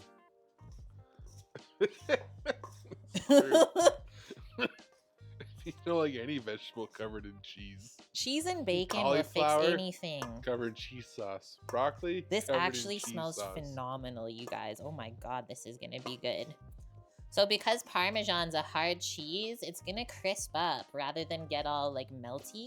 I need Sam to just smell this. I'll bring it over. These might be like, it smells like Caesar salad. That's what it is. Oh. Right? That's very Caesar salad-esque. Especially with the lemon later on. A little bit of dressing later on. You get like super rich. Okay, let's prep our pan. And I think we'll get our oven heating up because it is going to take a while for that high temp. For both the sprouts and the beef. Man, I'm working on the smell-o-vision. We just got the sound fixed. And then we could also turn on the pot in a little bit for the mashers. I agree. Mish says, did I tell you about my horrible Caesar salad I had in England? No. Oh, what happened? What happened? Oh, that was not the right one. Hello. A terrible Caesar salad? I'm trying to think of if I've ever had a situation like that in my life. Mish got emotional damage. Oh, actually, we're gonna prep 2 sheet pans because we need one for the beef too. Why was the Caesar salad horrible?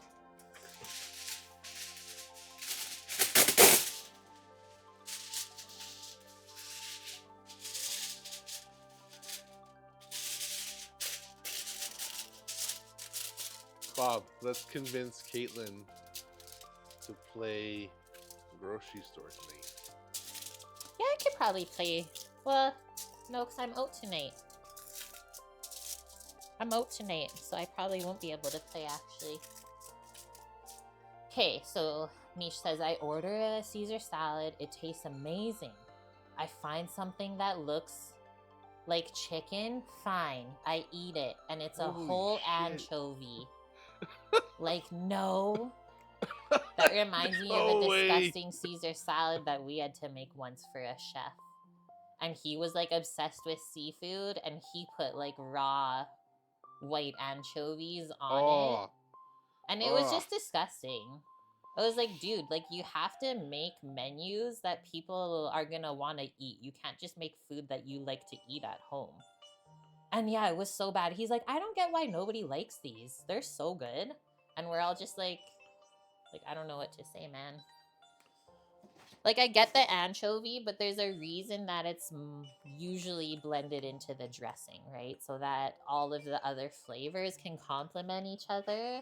Because when you have a fish like that, that's very strong flavored, it could really throw you off. Because everyone tastes differently, right? So now we know, do not feed anchovies to Mish. In its whole form. Right, yeah, you don't just like put a whole fillet in. That's so weird. So I totally feel you on that one. Like, even when you get it done table side, they mash the anchovies up in front of you. True. It's done for the dressing.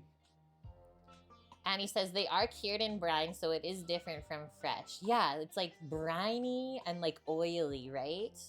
And to just like put on top of lettuce, which isn't really flavored, that's the only thing you're gonna taste is the fish. Does anyone remember the URL to add recipes that will cut out the fluff stories and show only the actual recipe? Leave it up to Pell. He's got you. You're the best, dude. Hi, He's little faster baby than kittens. AI. I hope you're doing good. Okay, let's pour out the sprouts. And then let's turn on the oven. I'm gonna do like a high temp because these sprouts are small, like 430 Fahrenheit, 425. So Lauren just doesn't want to listen to anyone's life story on their food blog. Just give her the goods and she'll be on her way. I mean, she said it nicely, the fluff. I guess we all have a little fluff in our lives. Not everyone needs to know about. See? That's 2 times today. What? Rechat. He who smelt it dealt it. I'm just looking at this spoon of Parmesan and trying not to eat it. Why not? After I spread it out, I will. Just do it. It's me and you food. I can't. Do it. He says do it. Do it. Nike it. She did it! Mmm. Mmm.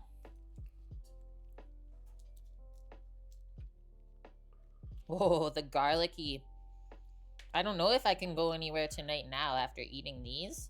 Sorry, guys. I ate way too much garlic. Okay, so whenever we roast veggies, we like it spread out into one nice even layer as much as possible. The more that it stays piled up, it's going to steam itself. Where's the camera for... Because is the stove heating up? Where is the camera? It's not above. Okay. It's not on this stove anymore. Okay, Okay. that's it. Since you can't copyright a recipe, that's how they get around it, by including a story at the top. That makes sense. Someone wrote their trauma history on a pound cake recipe? That's terrifying. On a pound cake recipe? Why? That's what's got you through it? A pound of this, a pound of that, a pound of this? Those are thems. Okay, next we're prepping the pan for the beef to sear. I think we just need foil, no parchment. Holy. That was just one garlic clove. Where's the beef? Did anyone see my email notification for stream today? It probably said Cook with Kate is live, and all I put was got beef ?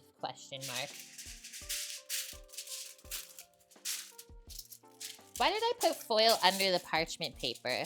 Because I don't like cleaning oil and scrubbing it off of sheet pans. So I just put a layer of foil so that when you have everything off of the pan, you can just pack it all up and then into the garbage, and then you don't have like a complete oil slick that you are stuck washing off of the sheet pan. Everyone's different. Like, I'm really particular about wasting fresh water. So like the less I have to waste water to wash oil off of something, better for me. Some people might also argue like, well, you're gonna waste the metal then, Kate, like doing it this way. I think we have more aluminum. Like, I haven't looked it up, but I'm pretty sure we'll probably run out of water before we run out of tinfoil. I could be wrong, but that's how I feel.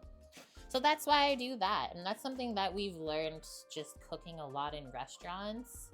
Like when you have to cook like 20 sheet pans because they're double this size, right? So when you have to roast a lot of stuff on sheet pans, like think about the poor dishwasher. Because these are humans that first wash the dishes and then put them into the machine. I wouldn't want that person to be scrubbing all of that oil off the pans all night, right? So that's a way for them to just save like their wrists and stuff like that from scrubbing. And then there's the other one. Thanks, Pell. Aluminum is infinitely recyclable.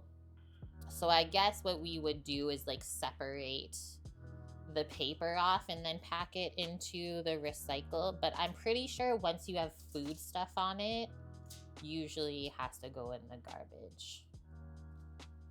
There's a lot more water than aluminum, but you have to desalinate it. I like that point too, Annie. I did say fresh water at the beginning.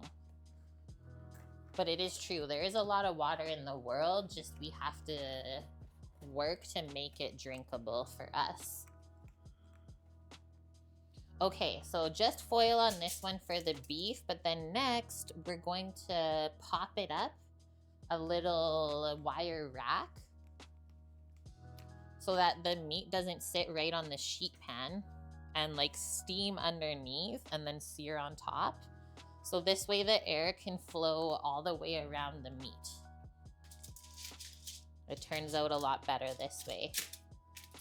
So that's all ready to go. And then we just put the meat on, slather your butter, and you're good. Get rid of this.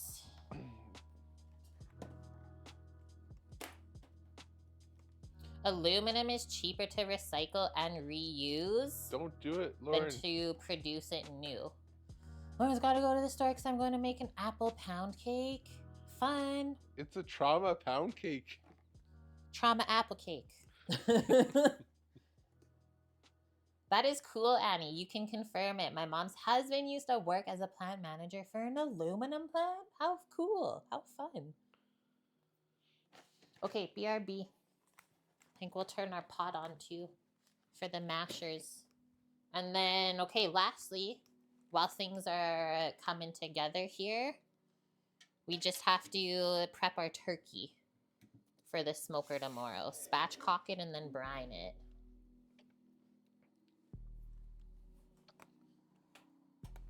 I will also say it's okay if your mashers are done a little bit early too. Okay, real quick before we start the next task, I'm just going to take a bathroom break. I'll be back in a few moments. Don't go anywhere.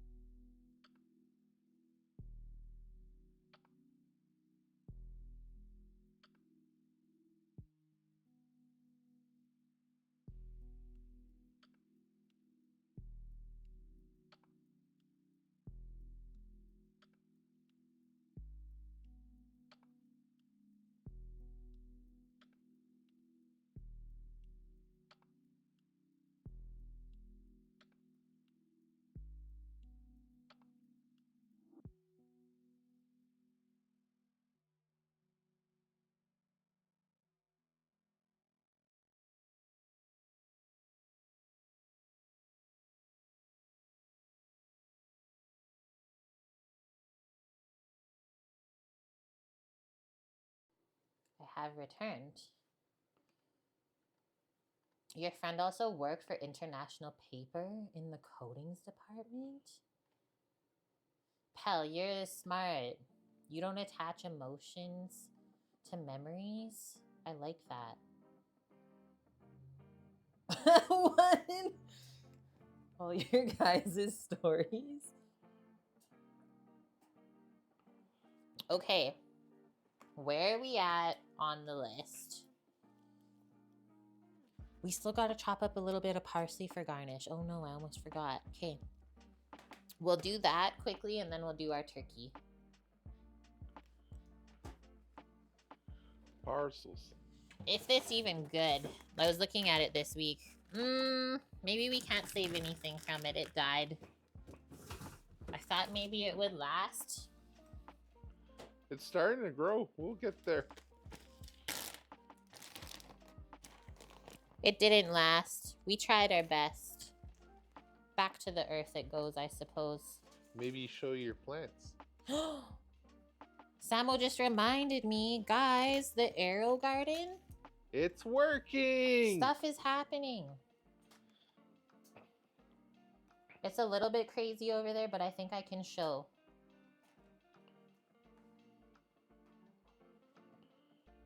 What?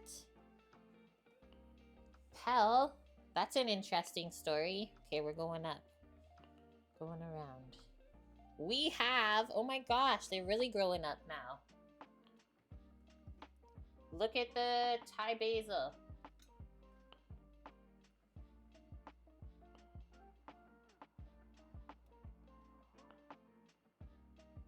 That was the first one that popped up.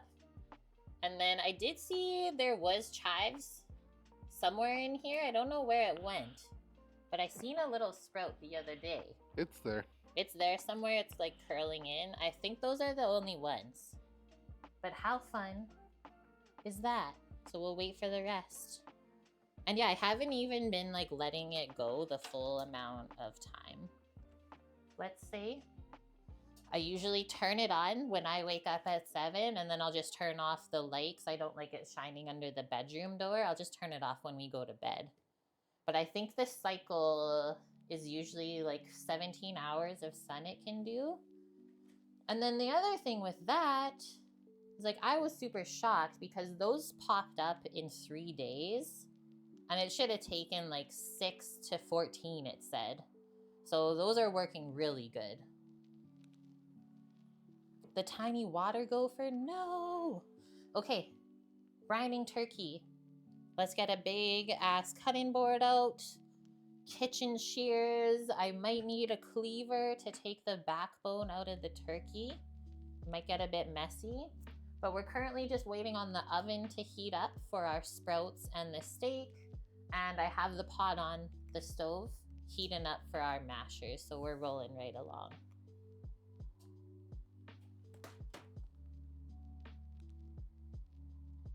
Samo's my masher man today. No, arm's broken. Arm's broken? Yeah. Uh-oh. Time to get a new one, I guess. New arms. Bring the masher over.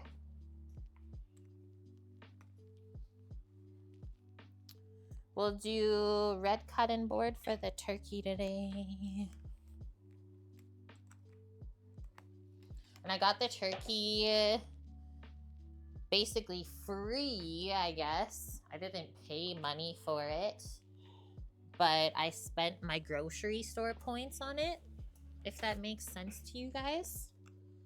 So like usually around the holidays, the one store that I shop at quite frequently will do both ham and turkey. You can use your grocery points that you accumulate by spending money there to get it for free. So this was 16,000 points, which if I compare that, I can get a pound of butter with points for 4,500, whereas this is 16,000 only. So I got 5 to 7 kilo turkey. This would have costed me like $28 if I would have spent actual money on it. But nah, we just save up our points every year and usually get a turkey or two at this time. Last time I got a ham, I made like a bunch of like ham thing split pea soup, which I still had in the freezer, so I didn't get a ham this time. Free is way better than $30. So I'm gonna open this up in the container because usually there's quite a bit of juices. Don't want it to run all over the board, and then we'll take it out and we'll start getting the backbone out of there the best that we can. Hallmark, eh? Is there a nice saying on the inside of the packaging? Right, it comes with like a card. And then yesterday I was also looking. So this was actually frozen. I forgot to tell you guys that. So this was frozen. I didn't get a fresh turkey for that price. But the fresh turkeys yesterday, I just looked at Costco at it. One of the price tags are $70 this year. $70 for a turkey.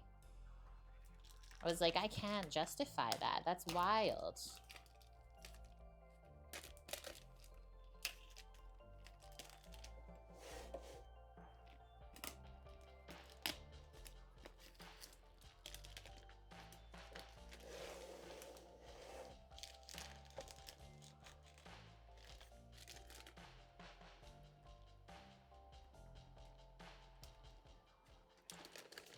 I didn't even like check to see if it was all thawed. I see there's like a little bit of ice in the cavity still.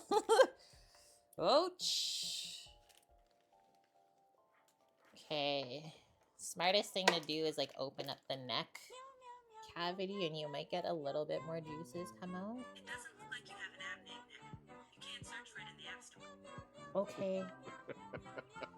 Annie, help. Oh, you are. Annie, thank you for the $40 donation. Thank you. I'm getting yelled at by Siri. Turkey yoga. Okay, that was awesome. That's all the juices that came out. That's it from being frozen. Where's the rest of the purge? It's almost better than a fresh turkey. I know, I was thinking of Kame this week because Kame donated us for groceries the other stream. So I'll think of you next week when I go shopping, Annie. Thank you very much. Okay, so now we're going to try to like flatten this the best we can. And then, okay, first step, I usually clean out the cavity. All good things in there, the neck. Hopefully giblets. There is some ice. I'm just gonna take out that ice chunk. That's where all the juices are that I was waiting to fall out. Is there a bag of stuff in here? Guys, we didn't get any giblets. That's BS. What? Absolute BS. I'm taking it back to the store. Unless it's just really frozen up there.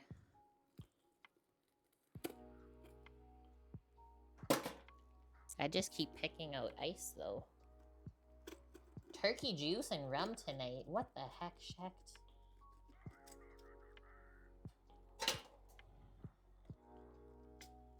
We got the dong, but no giblets.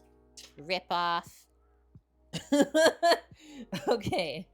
I also usually like look around. You have the what? Like...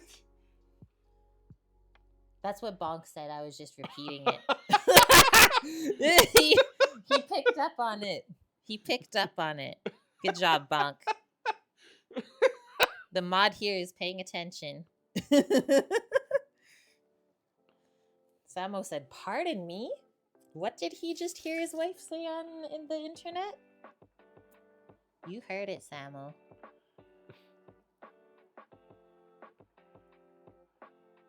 Pick off the skin and any feathers that look gross. That's not allowed before it gets cooked.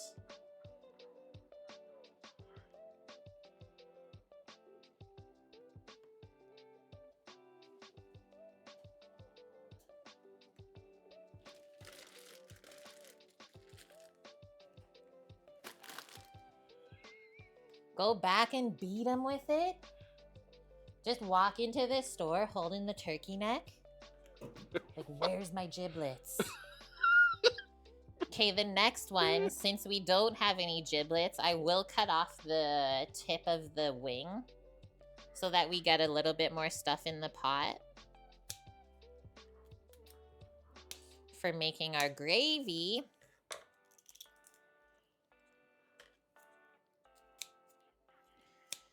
You guys can see how sharp kitchen shears are. These are honestly one of the things that I'm scared most of.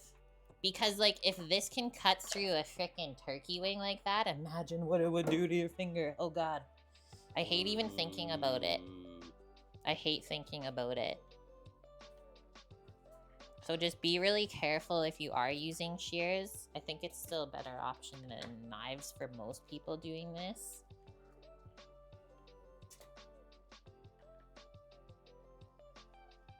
Annie slaps Mish with the feta? For once? Watch you sitting alone in chat until 4 a.m. You guys are hilarious.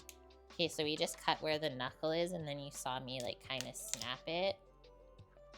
You gotta be aggressive with it. Don't be scared. This will, like, teach you the anatomy of the bird. Okay, so those are gone, because usually those just, like, kind of burn up anyways. There's not too much meat on there, but lots of flavor with the bone and the skin. So next is the, like, really hard part, let's say. We're gonna flip it over. Oh my gosh, there was giblets. Look, it was just all the way up in the top. We don't have to beat anybody.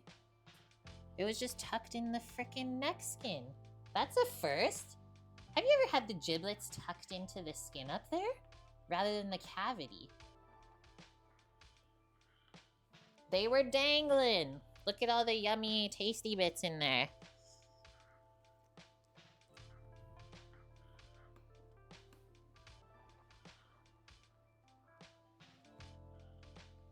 I don't even like offal that much. I just like using it for gravy. Left-handed butcher. Shh, quiet. Okay, next one. So our backbone goes all the way from up here where they cut the neck off in a straight line down. Your hips will be here. Vicky subscribed. What? Guys, tier 1, but for 3 months in a row. 3 months in advance. Vicky in Paradise. It's been a minute since I've been able to catch you. So good to see y'all. Welcome back to the kitchen crew. It's good to see you too. I hope you've been okay. Okay, you guys are laughing at me. So usually this is quite difficult to do with just shears, especially when you get by the hip bones. Because, like, with chickens, you can easily, like, pry this apart, right, and cut through it. It's a lot smaller, but this you might actually have to hack through with a cleaver. So I usually start up here and then work my way down. It gets a bit aggressive, just know that. So this might be the time where you can, like, pre-order a turkey from the butcher and then ask them to do this part for you so that you don't have to do it. Have to go back and watch the beginning. Yours was supposed to say a 6-month resub. I don't know if I caught that at all, Bob. Because usually I can catch it pretty quick. Maybe it did say that and I didn't see. So you paid for 6 months in a row ahead of time too? Thank you. Okay, so just start working along each side of the neck bone, and then all of this will go into the pot for gravy too, right? Maybe I'll get it started and we can make the stock overnight. Help ourselves out for tomorrow. And I am using 2 hands because you can see the amount of pressure I'm having to use with the shears. Don't hurt yourself.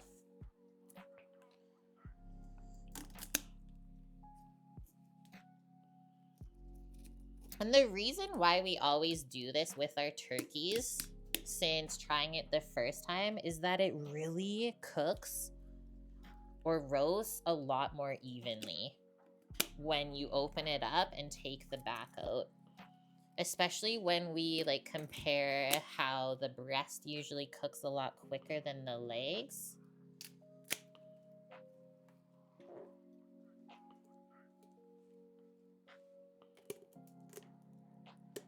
Okay, I think that's where I gotta stop. It's getting quite difficult. I'll try one more.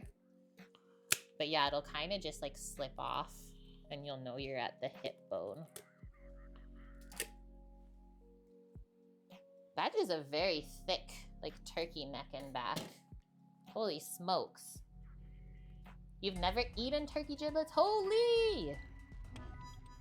Thank you. That is insane.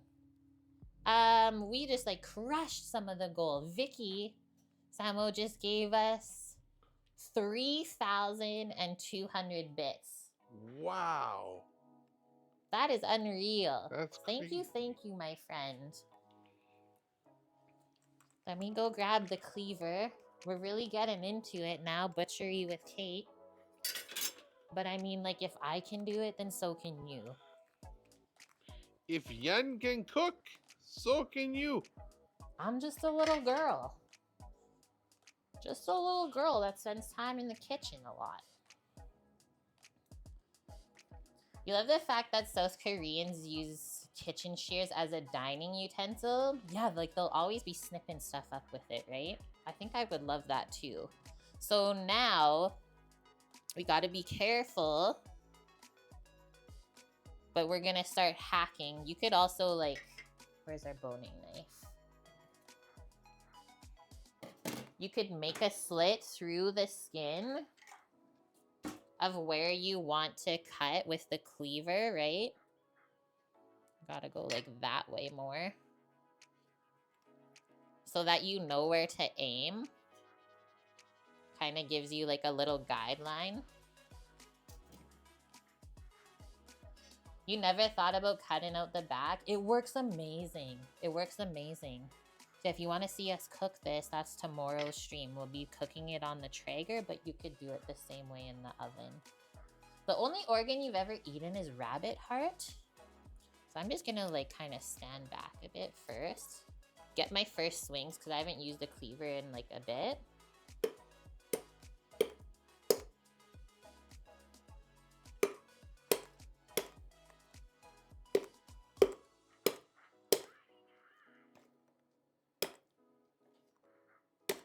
And then the only part with doing this is that we'll just have to rinse off some of the bone shavings after. But like usually I rinse a turkey before I cook it anyways.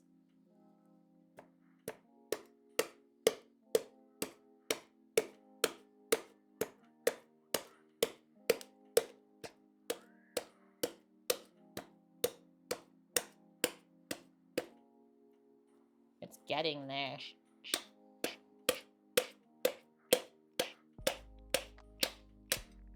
There we go. So the rest I can finish probably with the boning knife. When's the last time we used the Traeger? Samo used it not long ago. But on stream, it's been a while. Because I was never comfortable using it by myself. Okay, so now I'm going to do the other side. That wasn't so bad though. I just really try to aim always for the same spot so that we don't like chop up too much of the meat, right?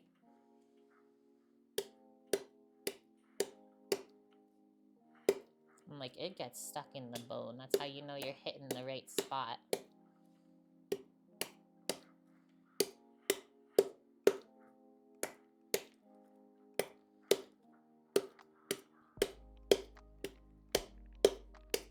I'll honestly never forget when in butchery class in culinary school, like kind of the way that they do the class is like every week you kind of do a different animal. Well, the time that we learned about like butchering the whole lamb, that was the only time in my life that I almost like freaking passed out. And I don't know why, because I've never been like weird about animals and butchery and blood and stuff, but it was just like the smell of the lamb carcass just like sitting there was so strong. I almost like passed out and I had to leave the class, but I came back.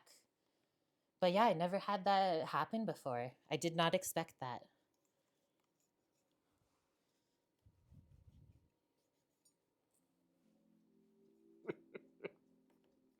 I guess the new medium. Just turkey tuned in. drum. Are we spatchcocking in here? We are. Good.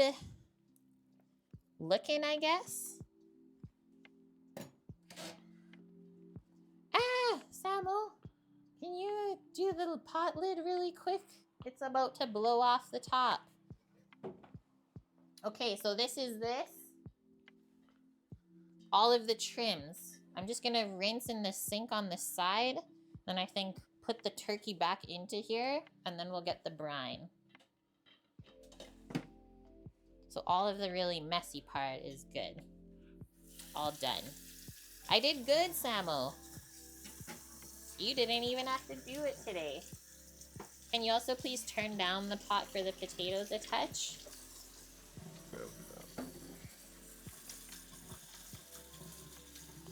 And then I don't think that we heard the oven beep yet.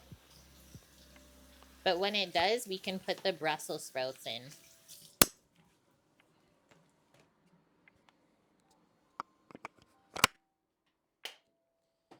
Right? Turkey soup coming up. I think a lot of times on stream we usually do pot pies.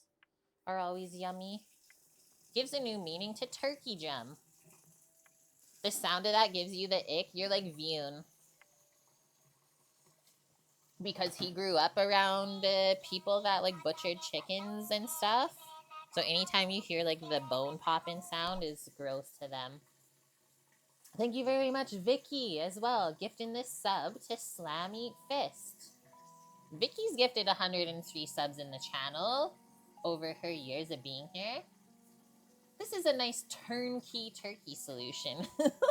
Okay, I'm also gonna rinse out all of that ice.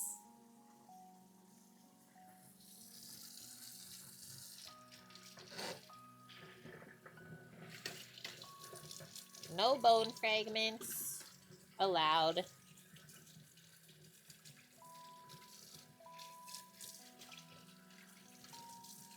And also, I'm gonna say, like, when you're rinsing it, be careful. Because some of the bone shards are very sharp, and they will poke into your skin. They don't care about you. So please be really careful when you do this. There's a reason that they usually use, like, a bandsaw when you're butchering meats and taking the bones out, because it's a lot cleaner process than just hacking at something. But I don't have a bandsaw, guys. So I don't really know what to say. Where do we... I don't know where I would put one. Can you Yeah, just use the hacksaw. Okay, get rid of this.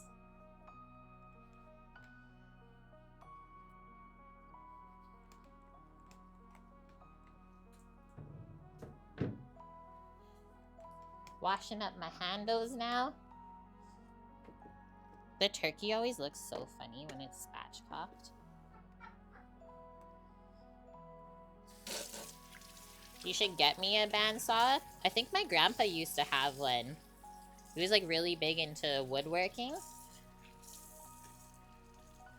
But then when he passed away, I think all that stuff kind of got divided up.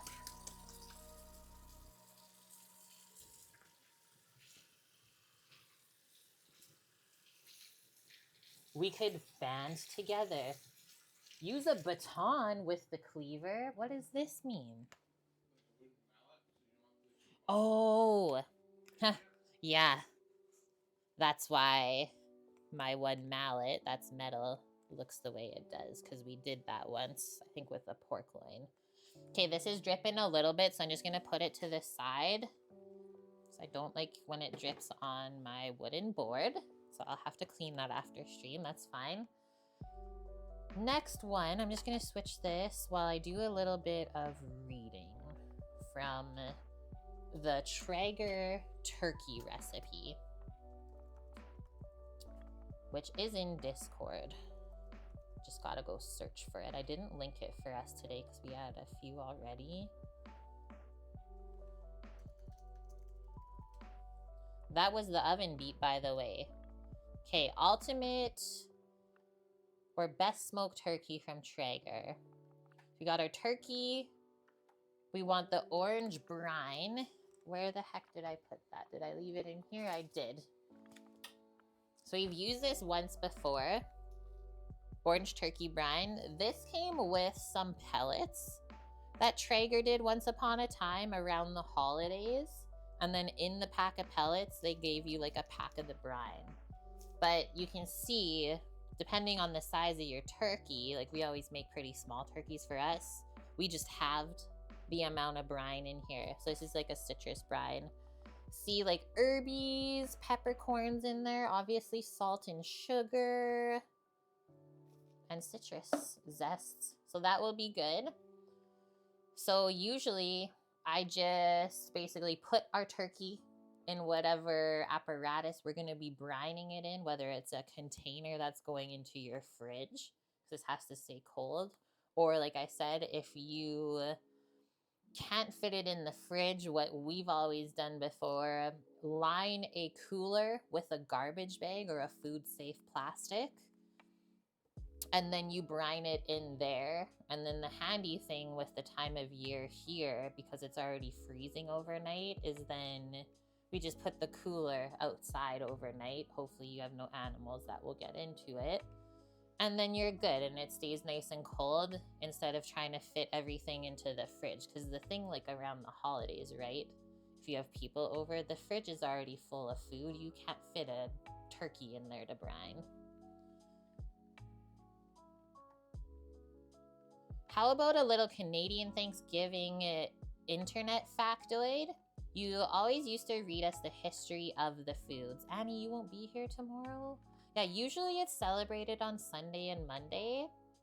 But let's say if I get everything in the oven and the turkey brining, maybe we can do a bit of reading while we're waiting today. How about that? You guys love the facts? Okay. I do have a place to be in about less than 2 hours, so that's why I'm not like taking a ton of time on today's stream. I hope you guys understand.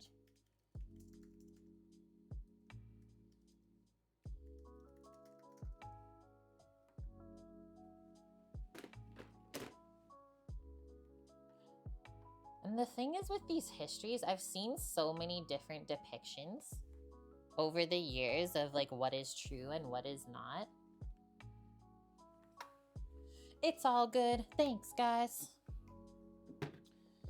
Okay, fix that. What do we think, Samo? The green cooler? Or will it fit in the purple one? The turkey. It's going in a garbage bag. Okay.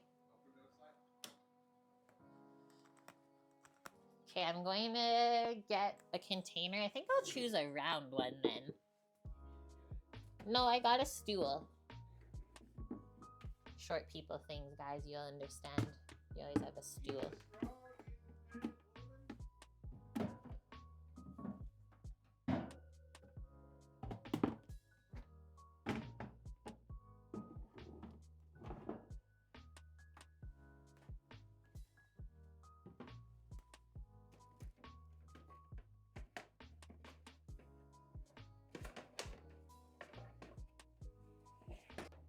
Got the lid.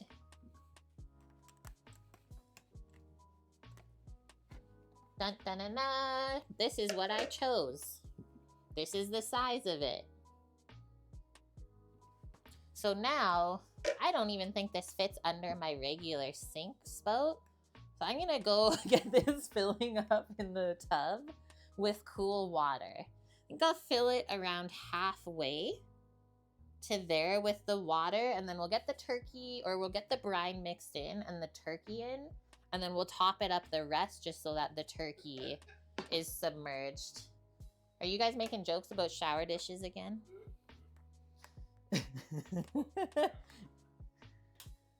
I mean, we are back to it.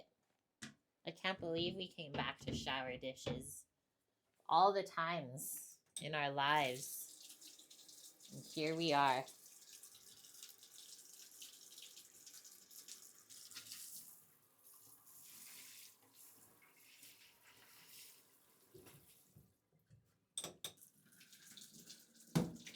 At least I'm rinsing it out first. That was a courtesy. Okay, I'll let that... Okay, things are getting weird. All right, while that's filling, are you able to listen to that and take care of it while I start getting things into the oven? Perfect, thank you. Let's come over here. I'm going to poke a knife into this pot, see where our root veggies are, because they might already be done. That's okay if they are. They can just chill in the water. It's really more like the celery root that you want to be like really nice and softened. I find that it stays a bit harder than potato. So that seems good. We poke the potato. Nice. Okay, so not much longer on those at all. I'll set a 5-minute timer just to be sure. I'm gonna come closer this way. Okay. First things first. Brussels sprouts going into the oven.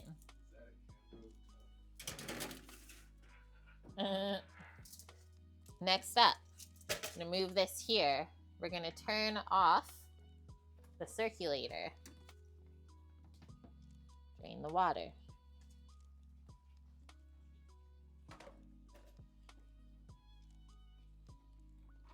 Take your meat out of the hot water. 133 degrees Fahrenheit. So this is already cooked, a nice medium rare. We're gonna open up the bag. You can save the juices if you want. Like when I made this earlier this week for my clients, I strained all the juices into a pot and thickened it as like a little jus or gravy for them to eat. That was nice. But I didn't find that it was like super flavorful to the point where it was like, wow, I would do that again. Nice, Samuel, thank you. So we're gonna take this out of the bag, and this prime rib is bone in, and it's probably like 2 inches thick. So this is all that came out of the bag. We seasoned it yesterday just simply with salt, pepper, and some granulated garlic. Really nice fat cap on it too. So now we are gonna blot this off the top. I might even just finish it under the broiler, we'll see. But we'll dry this off a bit, and then whether you like slather it on or just put like a couple nubs of this compound butter, you could just use regular butter too. Put that on the top before you put it in the oven to sear, just because butter's gonna help it brown more, and also the flavor from the butter too. Why 430 and not 420? This oven's lame, so like every time I want to do like 425, I just go a bit higher.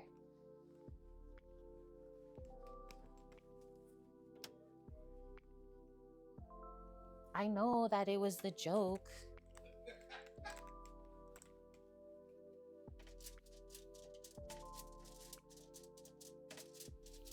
The sprouts already are making it smell like garlic in here. That's wild.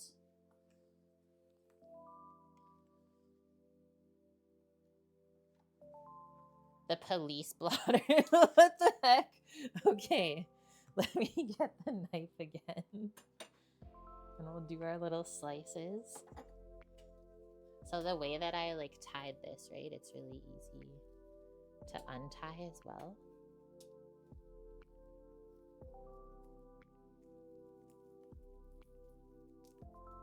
This is a good view for you guys, hey? I like it. See all of the things happening on the stove now. Is it gonna come apart easily, or is it gonna be mean?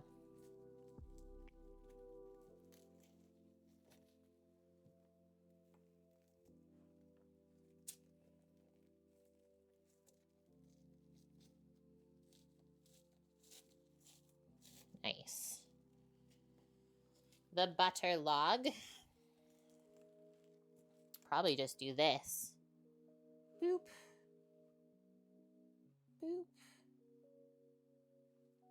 That's how the butter looks. Add some herbies and flavors onto the top. It will melt and go back onto just like the sheet pan, but I found that this really helped like add some extra flavor and browning to finish it.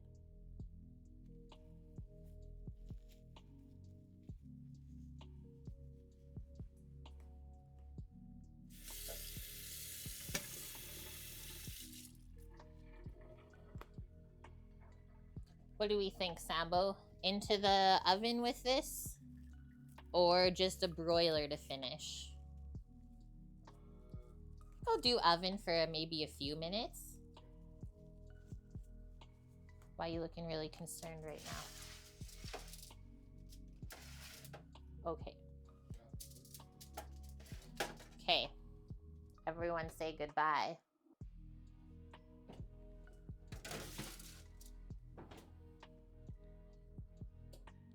Five minutes on our taters is done.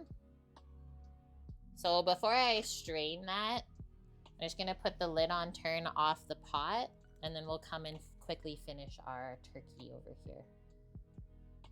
It's shaped like Nevada. What is the butter mixed with? So we made that on a previous stream. I think I did parsley, basil, thyme, a little bit of lemon, garlic, and that's it. And then just some salt and pepper. Dun dun dun dun. And then maybe for the sprouts, I'll set a 15-minute timer to check those. Probably same with the steak. Citrus turkey brine from Traeger. Just making sure we didn't have too much water.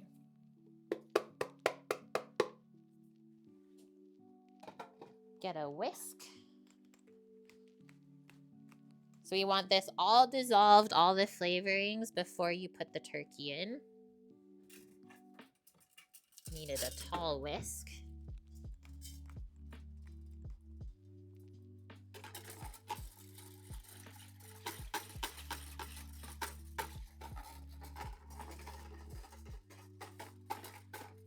It is a Cambro. This is what we used to make our pizza doughs in. I think each one holds around like 10 pizzas.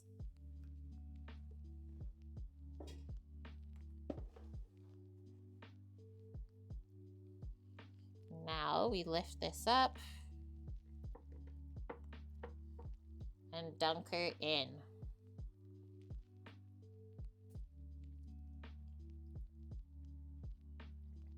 Perfect, actually. So it's not going to be the strongest brine ever, but I always like to season my turkey before it goes on the smoker anyways. I'd rather not have it over salted. I think that makes more sense. But at least this is still going to give some flavor as it sits there overnight in it, right? We know that. If I was being really picky, I would have like tasted that brine before I put the turkey in and adjusted it. But since we've used it before, I'm not too concerned. Pumpkin pies are still $7 at Costco, but people are selling them on Facebook Marketplace for $15 to people that don't have Costco memberships. Whoa. How big of a turkey? It was 5 to 7 kilos, so Pell says 10 to 14 pounds. Okay, so I will pack all this stuff up and away, guys.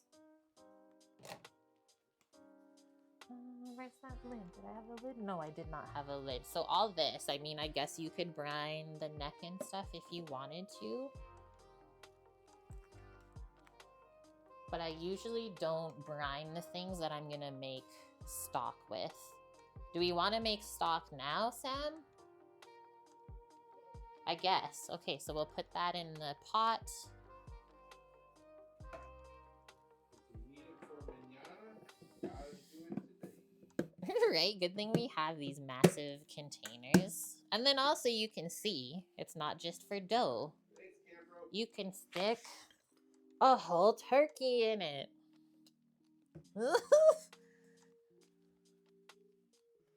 Okay, I'm gonna put this to the back.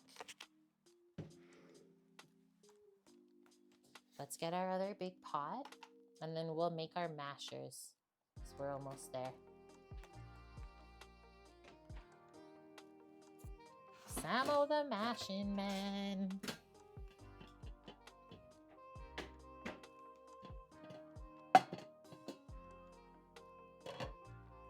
Will this even fit in here?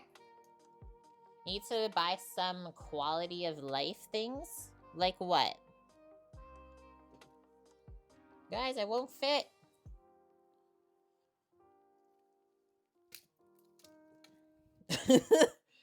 Just break it. Always feel so crazy when I do that. We're gonna pour all this in. Don't worry, it'll clarify itself. Skim the scum. Washing my hands. That is some back-breaking work, Annie. Let me tell you.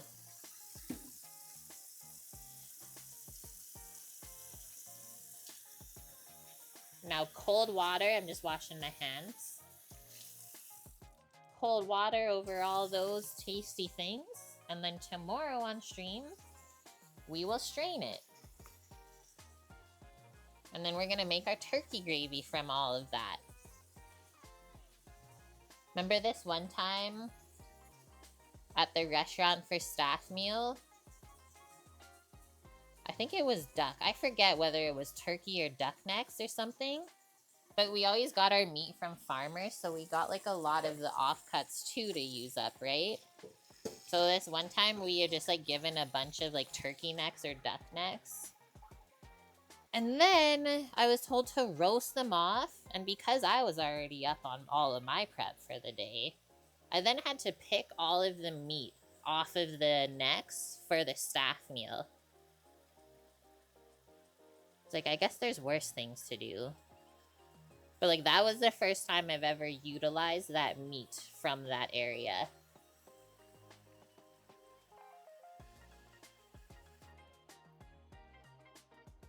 That's how that looks. And then we just cook that on a low heat until it comes up to a boil, and then we simmer it. Okay, back to chat, guys. We're all caught up. And he says, I've always roasted the giblets. Don't worry, you could use them for... Or I didn't know you could use them for stocks. I guess that's just what we're taught in school. White Dove says, I'm going to make a pork broth. What would you suggest to add to the bones for a good flavor? Always like mirepoix, so onion, carrot, celery. It's always nice to add to broths, and that way that flavor is not too strong. Let's say like if you added something like garlic, then you're gonna taste that garlic with the pork, right? But I find that the mirepoix just complements the flavors rather than really takes it over. Or you could just go simple with just some herbs. Sage, thyme is really nice. I know a lot of people like rosemary with pork. I'm a little bit more particular about rosemary flavor. And yeah, the sweetness, right, from the carrots and the onion is one of my favorite parts of adding that into broths. Good one, Bonk. Do I do this for a living or something? I've been streaming on Twitch since 2018, and I've also been a professional chef since like 2012, 2013. And yeah, that way you don't have to add any sugar. It's true. Okay, where are we at, guys? Mashers, and then... Okay, there's 7 minutes on the Brussels. We're roasting along. The steak is looking good. Okay, we'll get ready for our mashed potatoes over here then. Get the trivet. We'll drain the water from the pot now. Then we'll start with our typical butter. And then go with our sour cream. Grab that. I didn't check the sour cream. Was that a mistake? It should still be good. It's like almost a full container. We're good. But I'm sure you guys understand how sometimes sour cream, you just open it and it's like moldy. But this is good until October 25th.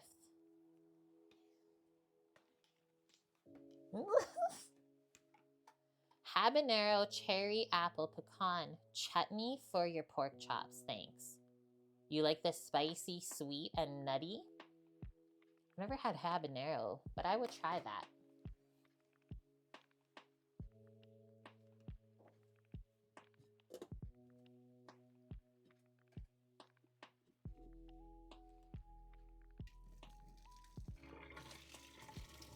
Straining. Has anyone in here ever had the celery root mash that we're making today? No, it's probably more of like a fancier mashed potato. You probably have to get it at a restaurant or something. Steam! Steam, my humans! No, but you're intrigued? Perfect. I find it really lightens it up. Like the heaviness of a potato. Something about the celery root. It's magic. Let's get some buttery nubs in there. Okay, so Chef John Reed makes it a lot. That's really nice to hear he's still around doing the same thing too, pal. And yeah, it's quite deceiving how much butter goes into mashed potatoes. I'm sure we've all had those mashed potatoes that are so dry you like can barely even swallow them. I'll leave these couple of nubs. Actually, no, I won't. But yeah, the thing about making good mashed potatoes is you can't be scared of adding fat into them to cut through that starchiness. If you don't add enough fat, that starch is going to be on the forefront of your palate and just make everything kind of seem like dry. And then I always start with butter too, because it kind of makes a barrier for the starch. Rather than us starting with sour cream, just start with the straight fat.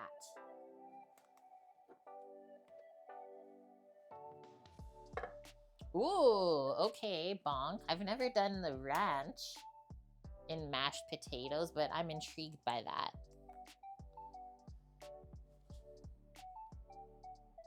It just melts in, right? And then I just cut the nubs up really nice and small so that it does melt quickly. You don't want to cool down the potatoes or this mixture too much either. Ranch and bacon bit, mashed potato.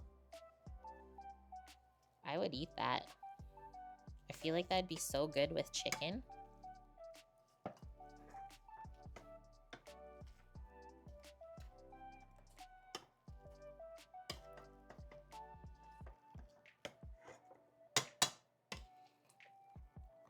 So I don't mix it too crazy when I'm just working the butter in first thing. Just kind of get everything broken up first.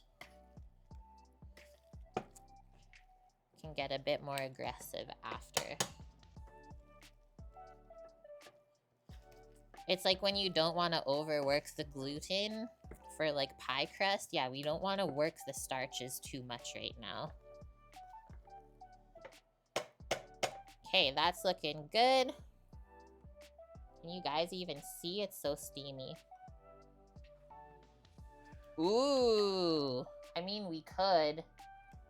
A little bit of the compound butter in the potatoes. I'm a little bit thrown off by the lemon in it, pal, but if there was no lemon, I totally would have. Yes, White Dove. I didn't mention that one yet, but cream cheese? I can imagine that makes it like super creamy. You would redeem a meal request, but it doesn't seem to work right for you. What's going on? Bonk. Load up our sour cream. We'll do like 3 big dollops like that. We can always put more.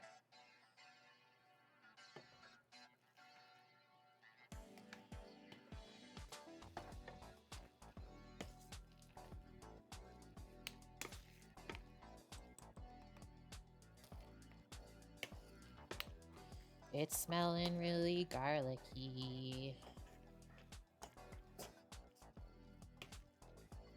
See, I kind of go down the side of the pot and then to the middle.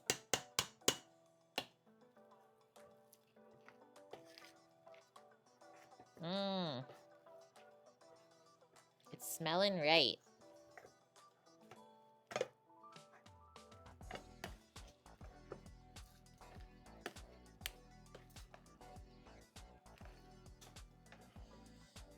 Hi, rosy cheeks. We can go more than that. I'm just gonna go a little bit out. I'm gonna get aggressive.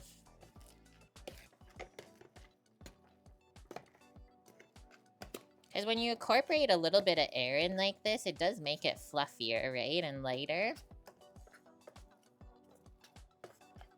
There is something to be said about whipped potatoes. Okay, once I finish going around this last time, like this, let's have a nice tasty taste, because that's looking really nice and creamy. Nice. We got more things that we needed. I haven't added any salt yet, so that's really what I'm tasting for right now. It says the broadcaster has changed the reward requirements. What the heck? If you're a mod, you can't redeem? Because, like, I haven't changed anything. This is good. It definitely just needs salt. I do one more sour cream as well. Okay, and that's my 15 minutes going off for the brussies. We'll check them. It's a test, Annie says. I'll just refund you those afterwards. That's a refund. Works for Annie. Okay, so this is weird, Bonk. Let me just take a peek over here. It did work. Yay! Nice. Grilled thick cut pork chops, apple cherry pecan chutney, ranch bacon bit, mashed potatoes, dessert of your choice. I need that. I need all of that in my life. Does it have to be a pork chop or can it be pork loin chop? Do you have your mic on still? Okay. I don't know if you heard Sam, but he said, does it have to be a pork chop first? Or can it be a like loin that we roast and then cut is what you're saying? Does it need bones? Oh, does it need bones? That's what he's trying to ask. Thank you for clarifying.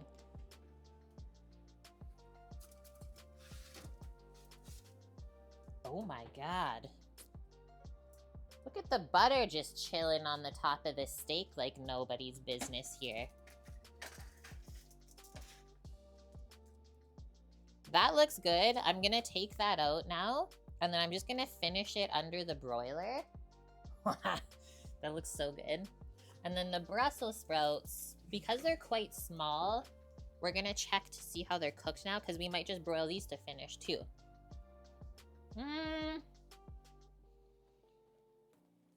Little bit of crunch still. I'm sure you can hear it. But like almost there. I'd rather have them a touch crunchy than soggy every time.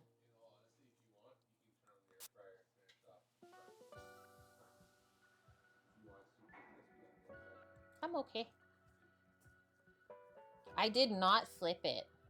So I just had it on the side that we seasoned with the garlic. I had it on that side up. And then we just put a couple of butter medallions on the top. And that's how it came out of the oven after 15 minutes being in there at 425 degrees Fahrenheit. But we don't want to overcook the steak, right? So now we're gonna try to just get some caramelization happening instead. Let's do like 3 more minutes on the Brussels sprouts and then we'll switch it to a broiler. Let's finish these so they don't cool off too much. Nice thing about taters though is they'll really hold in that heat. That's why I always say like it's okay if they're done a bit ahead of time, because this is something that will hold really well. Nothing weird is gonna happen to it. And then I do still have to add some salt.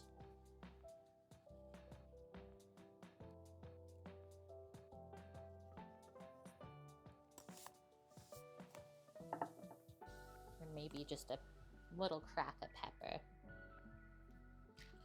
Okay, so the reason that you really like that chutney, Bonk, is there was a restaurant that you used to go to that made it.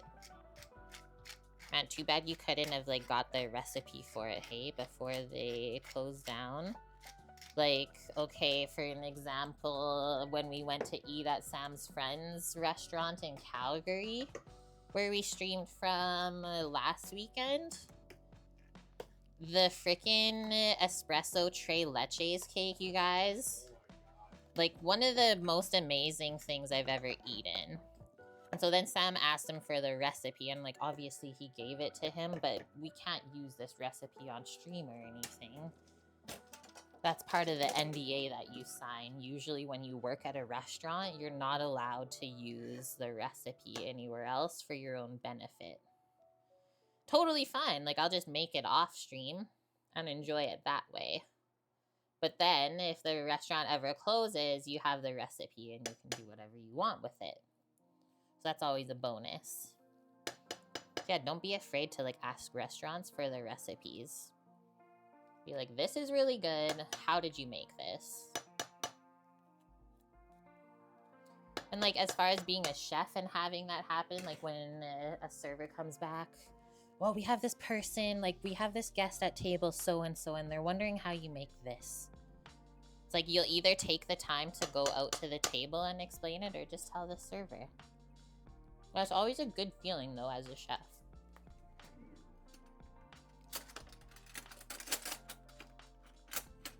Need one more taste.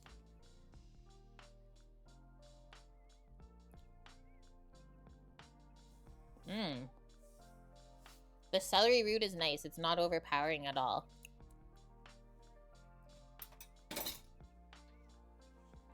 One more sprinkle. And I think I want to put a pinch of the Parmesan in there. I need something like kind of funky. The flavor is a bit dull right now, so I'm wondering if that will pull out more of the celery flavor. And then I'm gonna mix this and put it back on the stove top, because it is cooling off a touch. And when mashed potatoes start to cool, they get hard, and it's hard to like serve them. Where's all my spoonies? You distinctly remember it, though, being apples, cherries, and pecans. If those are the main flavors, yeah, we should be able to make our own. I know I've made one rendition of it before. For you. I remember this, Bonk. But I don't know, I don't think I did it as good as I wanted it to turn out. Okay, there we go. Put the lid on. Back onto the stove.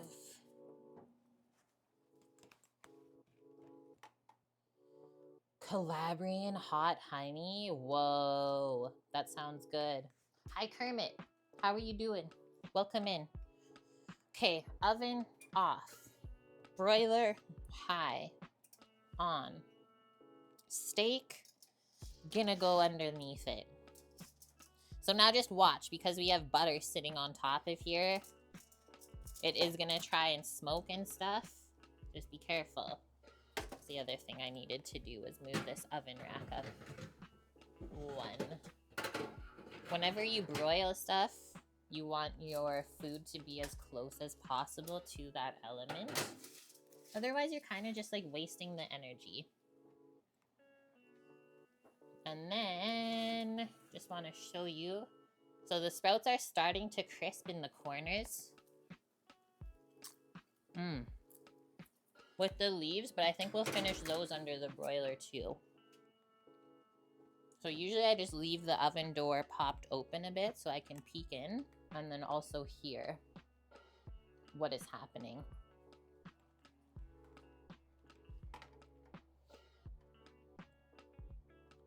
Boom. Now we can watch. Yeah, you got a gift sub today from Lauren, yet it is. I think she's out at the store getting stuff for apple pound cake. She got you good, though. Wow, the follow alert works no problem, though. Lost Sapien, thank you very much for the follow. Welcome in. The turkey in the back looks like a science experiment. Can I fit it in there?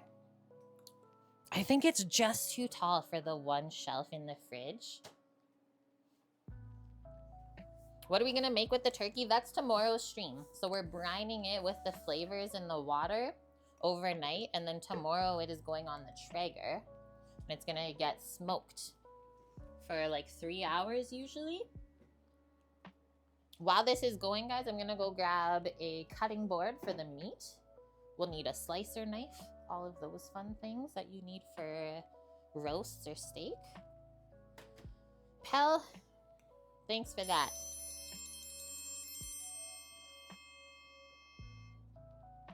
Thanks for the follow, they can see me. Outside temp currently here is 12 degrees Celsius, but our lows are like freezing temp now.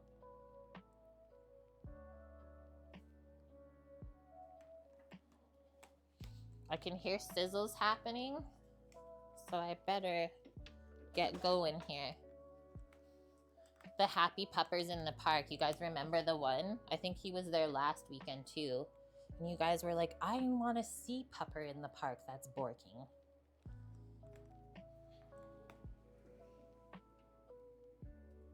Just gonna go grab the slicer knife and be right back. He's an old pupper with like a cute little gray muzzle. You can see it. And he just barks at his owner to throw the ball. He's so happy. He loves his ball.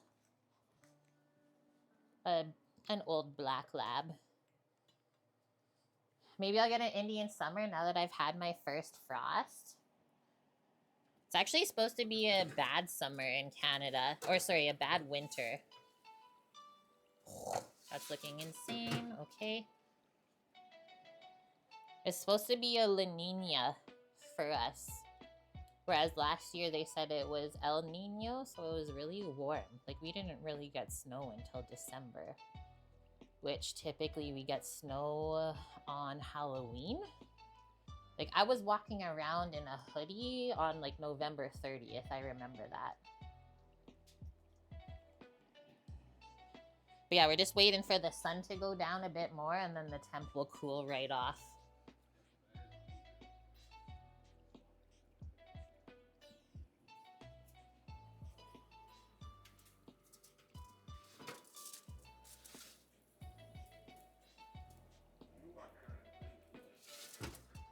Yeah.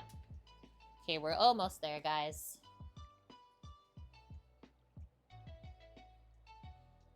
It was 60 a couple mornings ago there for you, Annie. It's cooling off. We're not ready. Okay, I didn't get any plates out yet.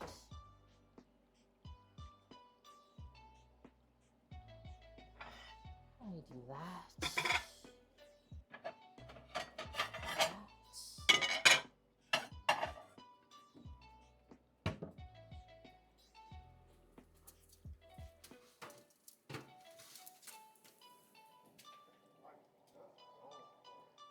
Oh, I forgot it was on the small screen.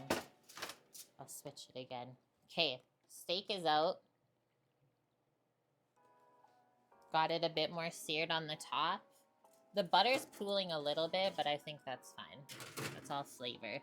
And then I'll just pop those Brussels sprouts to broil and brown on the top.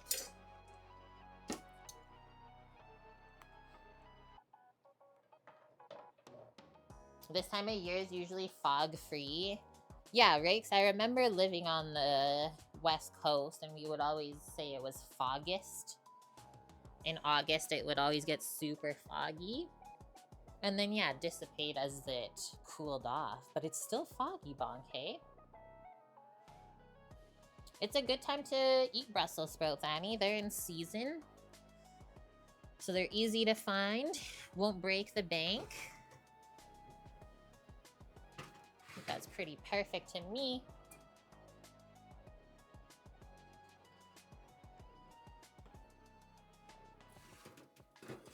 Just a little kiss of caramelization on the top. Oh, and we still have our lemon.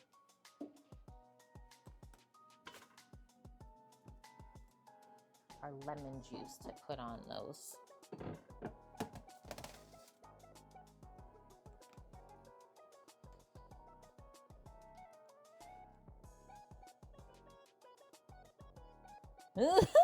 Annie eats Brussels sprouts once a week. Pell, you must be fun to be around.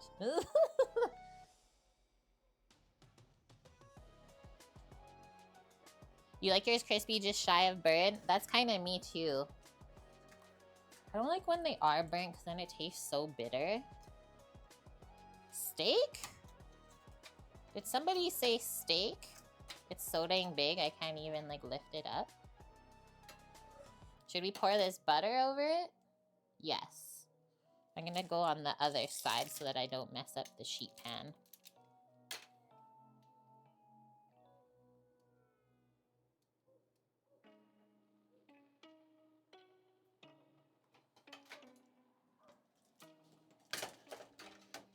The answer is yes.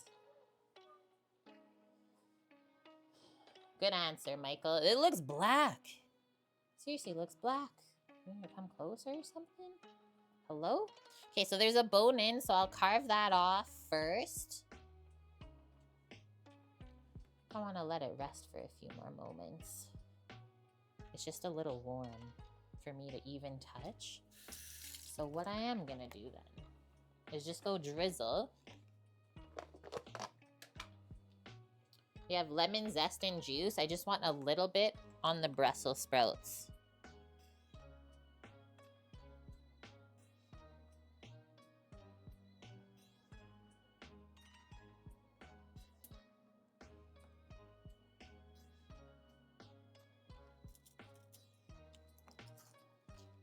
I had to eat some of the crispy skins.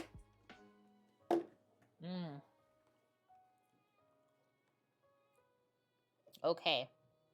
Yeah, it needs a little nap. It's been cooking all day. We can see here a little bit of like red.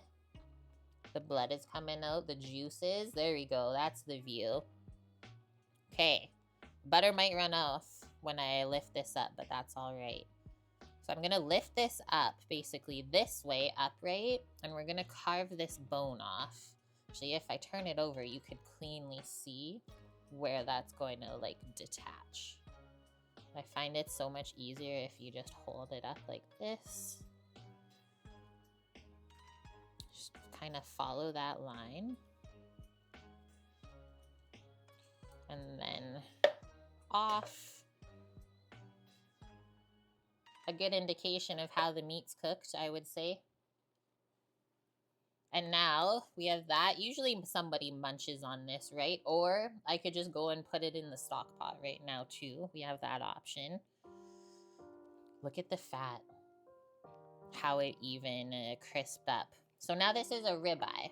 So this is the rib cap that goes around the outside. So I'll usually take that off. You can see how easy it just separates off. I'm like not even using any effort.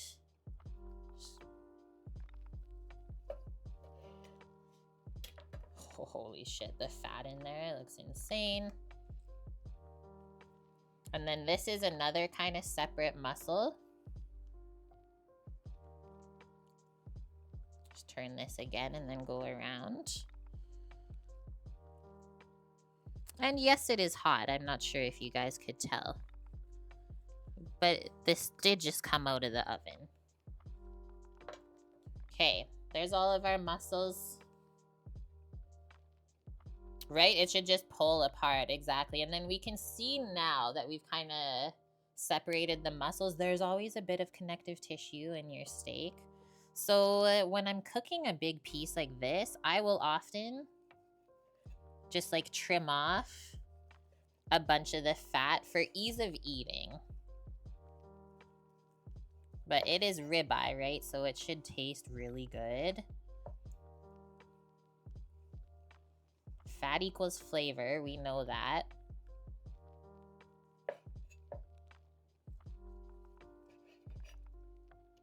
Okay, that looks nice. That wasn't even that much. And then now, because this is such a big piece, I think we'll get away with cutting this in half. Also, especially if you're serving it to 2 people. This is why we sous vide the beef, guys. This is why you sous vide the beef. So you're not going to get that gray ring around the outside. So we cooked this at 133 Fahrenheit for, when did I take it out? Like 145? So from 7:15 to 1:45 p.m. it cooked. So not even 8 hours. And then if we look at this, now it's very important as we carve this, we want it against the grain, right? If you're not sure, you could always just carve a little piece off. Try it.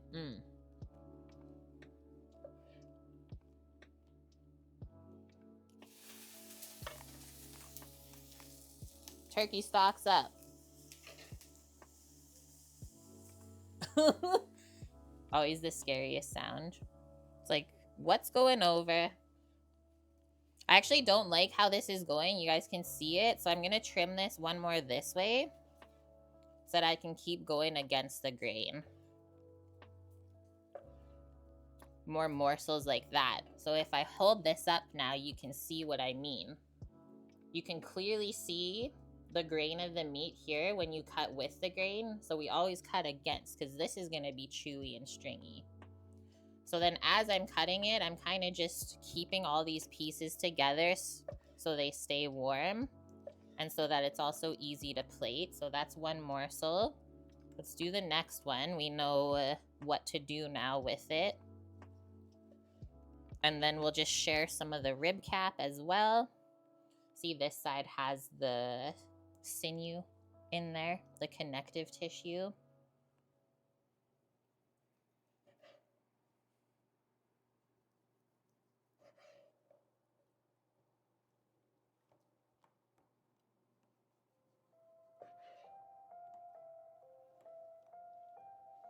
Rib cap, one of the craziest pieces of beef.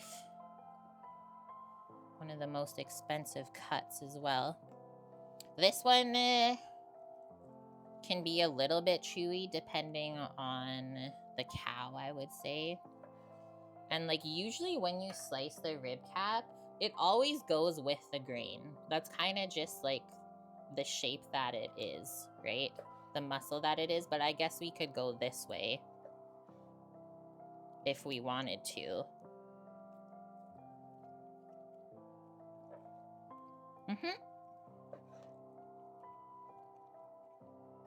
Do the other half.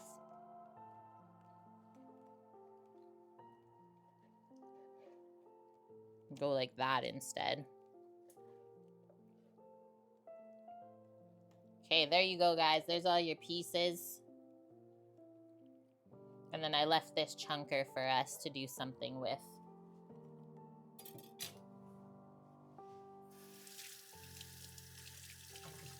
I think we can get away with a little extra salt on there, a finishing salt.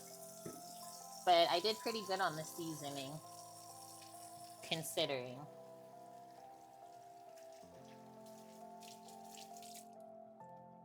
Mop it with bread. Ooh, a slice of the sourdough. Okay. Back it up. We got the goods. Now we need a plate to put all the tasty bits.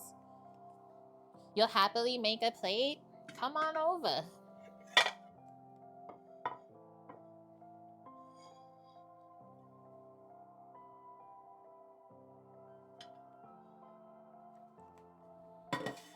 First things first, always, is the taters. I don't know, I always just start plating with starch. That's just a thing that I do. Maybe it's what we're taught. Celery root mash. Steaming hots. Look at that, just slides right off of the spoon.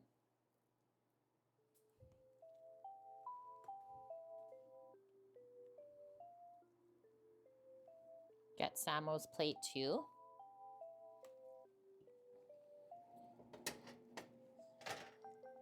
Also, a good indication of good mashed potatoes is when you scoop it and it's got like a sheen on top. It's like shiny. That's when you know you're about to get into something delicious. And then we have these, which look absolutely delicious too. Parmesan garlic roasted Brussels sprouts. Little bit of lemon zest and juice squeezed over the top after it came out of the oven. Look at those parmy bits. And I thought that these could use a little bit of salt as well. I'm always very wary of adding salt when I use a lot of Parmesan cheese because it's a salty cheese by itself.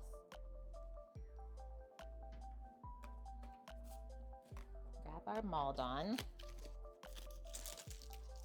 Very wary. Gotta head out to the second part of your class reunion. Fun. I hope you have a wonderful time, and thank you for everything that you contributed to the stream today. Really, really appreciate it. I'm just glad you were able to stop by again.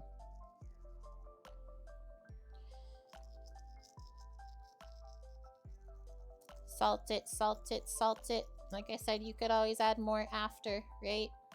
This is the best example of that.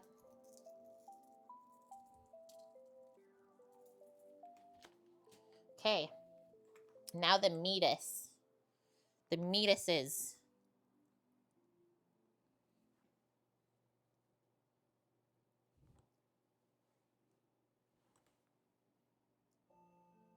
Just like whoa on the rib cap, honestly.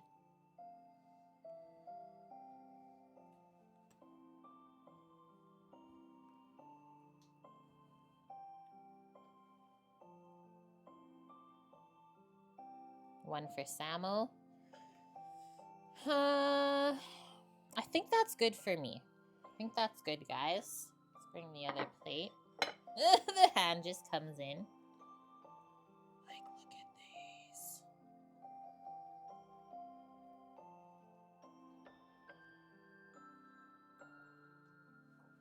I'm giving you all those fatty ones. Hey.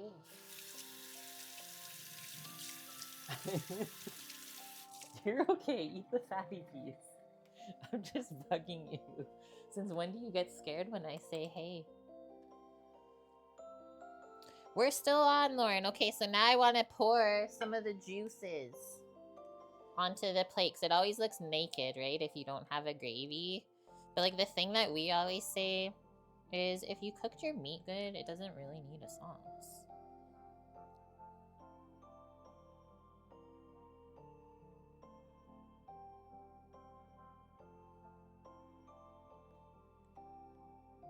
Lauren, did you get all the stuff from the store that you needed for your cake? No traumatic experiences were had? Oh, dripping it on the actual cutting board. That's where we stop.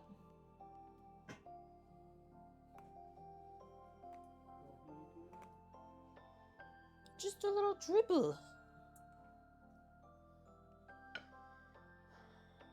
That's lunch. That's lunch, guys. Like, look at Samo's plate.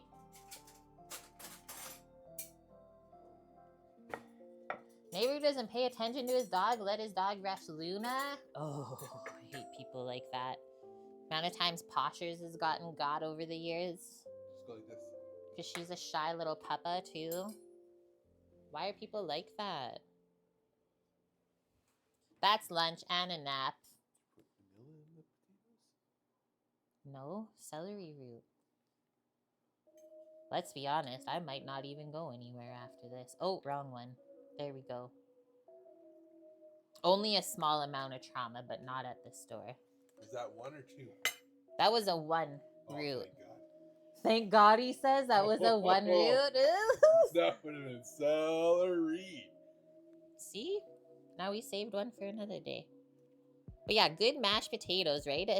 They shouldn't be dry. You shouldn't need sauce or gravy for your mashers.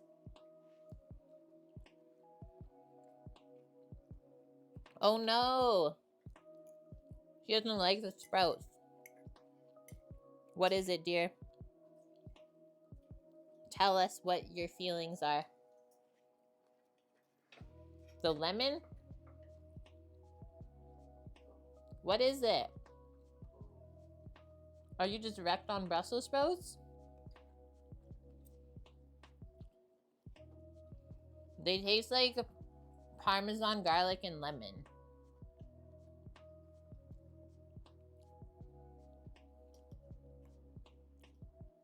What is it? He's still eating them, so it can't be that bad. You should try the celery steak. Bread 'em? I'd probably eat that. He wouldn't, but I would. Mmm. Adding the Parmesan in the potato was key. It really changed the flavor. Okay, now beef bite. Beefy bite. That was the rib cap. That's why it looks like it's basically falling apart.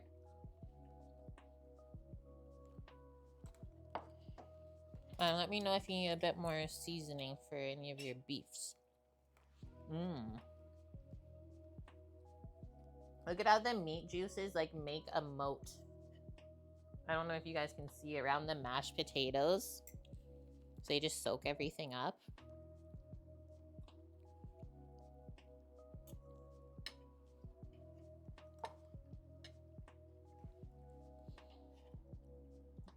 This is the slowest that you've eaten anything. So this is reminding me of like when we watch people on YouTube that you've watched for a long time, so you know their like mannerisms, right? We watch this one guy that does van life a lot, and he will often like go out to eat on the YouTube or like make himself food, and so you like see his reactions, right? One of the places that he went in Alaska, and he thought it would be amazing to get Alaskan salmon. Well, when he received the plate, he had like, usually he's like very excited about the food, and he's like, wow, this is like amazing. But there was that moment in the one video where like there just like was not a reaction at all to the plate. So it was like, oh, like it probably wasn't good then. So that's what this is reminding me of right now, because he's being really quiet and eating really slow, which is telling me that it's not his favorite plate. Probably not his favorite two sides, and he would rather just take the meat. Oh, that was great. Okay, just the sprouts. Yeah, I'm not a fan of sprouts. Then don't eat them, I'll eat them. Okay? It's okay if you don't want to eat them. I have like a... That's what you said when we went to buy them. I don't think you can get rid of that. So he says that the sprouts are too pungent, guys.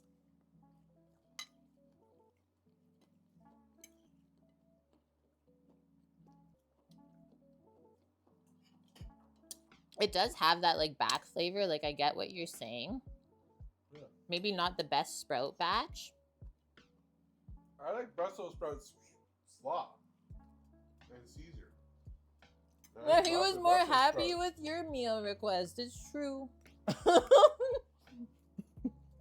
I'm like the one TikTok song.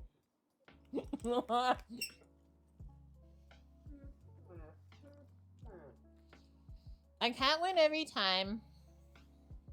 Look at my face. It's not really hot in hurtful. here. But we can definitely try. And yeah, like this also goes to show how everyone tastes things differently. That's not your fault. No. You didn't grow the Brussels sprouts and the chemicals. I didn't grow the Brussels sprouts and chemicals, guys. At least I don't think I did. Maybe in like another life. Like, you know, it was a good stream when you have to blot your face from the sweat. When we are like taking culinary school, I think what we are taught when it comes to like creating menus and cooking for people, we have to cater to, I think it was 70% of your clients. So you always have to cook for the 70%, Literally, they said, like, just don't worry about the other 30 because you will never please them regardless, right? So just keep that in mind. Is like, if somebody doesn't like something that you make them, that doesn't necessarily mean that you made it bad. That's just what their palate likes or dislikes. That's really how simple it is.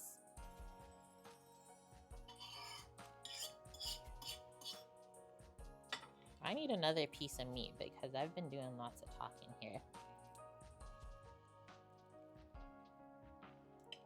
The meat and taters were deadly though. The flavorings on the slide were good. Excuse me. On the Brussels were good. Just the Brussels suck. Can't help it if the Brussels suck. And we can also say that's one of the hardest parts of cooking is your raw ingredients are always changing at different times of the year. So like maybe the Brussels sprouts we got are not as good as the Brussels sprouts that Bonk or Lauren can get. We don't know or this. the ones that we get in 2 weeks from now. Right. It's May the 1st, or we're at the end of the season. I think we're the first of the season because how small they are. Right. So Well, we first should- of the season's not that good because So, they're weak, I feel. You should see them go about this big. Yeah. Like this. I feel like they lost a lot of their structure when we cooked them just literally now. double the size is like the perfect Brussels sprout. Bigger than that, you're more like cabbage. Yeah. Smaller than that, I think the flavor's too intense and it's never been like oxidized enough. If you took these out of the bag like 2 days ago and maybe just put them into the air, maybe they would taste better. It wasn't could be- really gassy though when I opened the bag. It just smelled like sprouts. Oh, That's the report though. that's my report on Brussels sprouts. Yeah, I wonder, right? Like the soil, what they use as a fertilizer, if they're using pest control. There's so many different things involved, always. Okay, so Lauren is saying crazy stuff. No, I'm just joking. If I really read the first sentence, though, it will sound that way. Sodium told me I can spud cider in my Instant Pot. Yeah, totally. Me too. Somebody told her that she can sous vide in her Instant Pot, I believe was what the sentence should have said. I mean, probably. I would be scared of the plastic touching the side and melting is the only thing. But otherwise, as long as you can set the temp and like your water is moving in there, that's all that matters. Greek. That was an Annie. That was good. Because here's the thing. Perfectly salted. That was a good bony.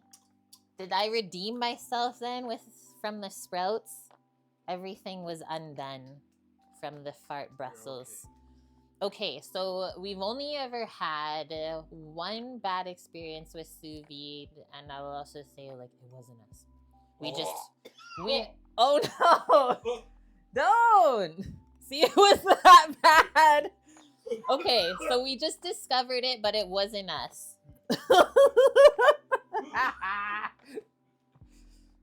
Don't stop it.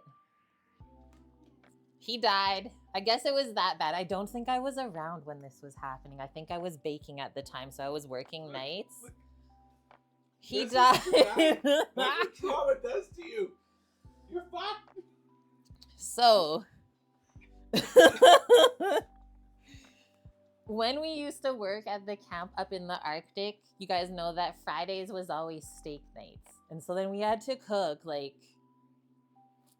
200, probably like close to 400, because we always had a bit extra, maybe 300. So like 300 steaks from, is it 4 to like 8, let's say. So 300 steaks we have to feed to people in 4 hours. And they're not like in a restaurant. They just come up to the thing, hand you their plate, and you fill it for them. So we used to vacuum seal the steaks, seasoned with Montreal steak spice, put them in the water in the morning, and then by the time it was like 3, they're all cooked like what we just did with ours, and then you can just sear them on the flat top basically to order. Well, when the cap started getting so big, the thing is, when you're using a circulator and you jam, like our container was massive, you guys. Like I could fit in it. It was about this big and like that deep. So we'd fill that big plastic container with water, shove all the steaks in like stacked up. But if you put all of your meat or whatever you're sous videing packed together without letting the water flow in between, it's not gonna cook. So then you literally just have meat sitting at the worst temperature possible getting rancid for like 6-7 hours. You're not gonna know it until you open up the bag. So that's what happened. It was so bad. But like I said, I think I was working baking at the time and I just like heard about everything that happened. So you can absolutely not overpack your circulator. There's a reason why it's called a circulator. It circulates the water in between the food that's cooking. So when that water becomes stagnant, just think about like that food is literally sitting at a temperature higher than room temp, and bacteria is just building up and up and up on it inside of the bag sealed. It's bad. Like you will open it up and your meat smells sour. It's really gross. Or the one time, remember when we had the bad lamb shank? Oh my God. But yeah, it's game over, right? And you have to throw all of that food out. So do not make that mistake. Bringing that lamb shank to Costco is fucking worth it. Yeah. Just to prove that. Yeah, like a washer. If you overpack a washer, it's not gonna spin. Exactly. Yeah, I could have sous vide myself. Literally just made it into a hot tub. So that was the only bad experience, but we learned from that, right? It's like, okay, you need another container if we're going to have this many people and do it that way. I think that's all I got, guys. That's all my stories for today. I feel like I've talked a lot. Okay, we'll be back tomorrow, 11 a.m. Pacific, cooking up our turkey back there. Yummy stuffing made from our homemade bread, roasted squash, some turkey gravy, and we're even baking tomorrow. Pumpkin crumb cake muffins. So we all need a little sweet treat in our life.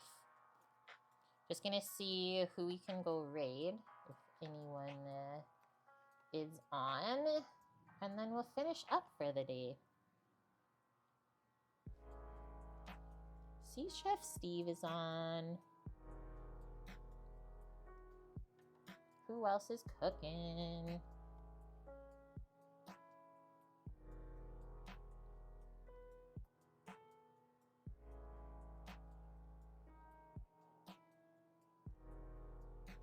I don't know where to go. Gotta wait for Lauren to get on. Lauren, stream so that I can raid you. What the heck? Hurry up. I don't want to raid anyone else. What? Eat more steak?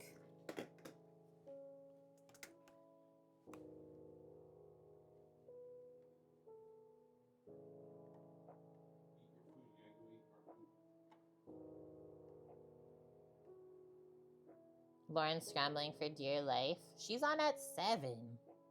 She's going to take a shower. See? I told you. She's like, I'm not going on right now, guys.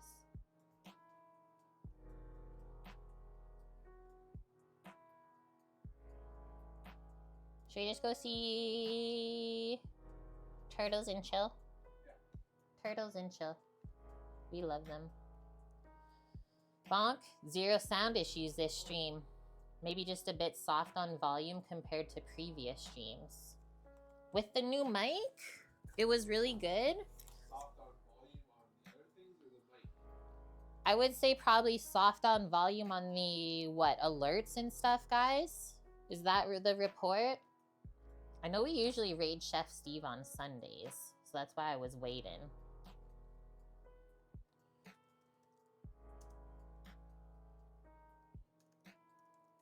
Turtles and chill.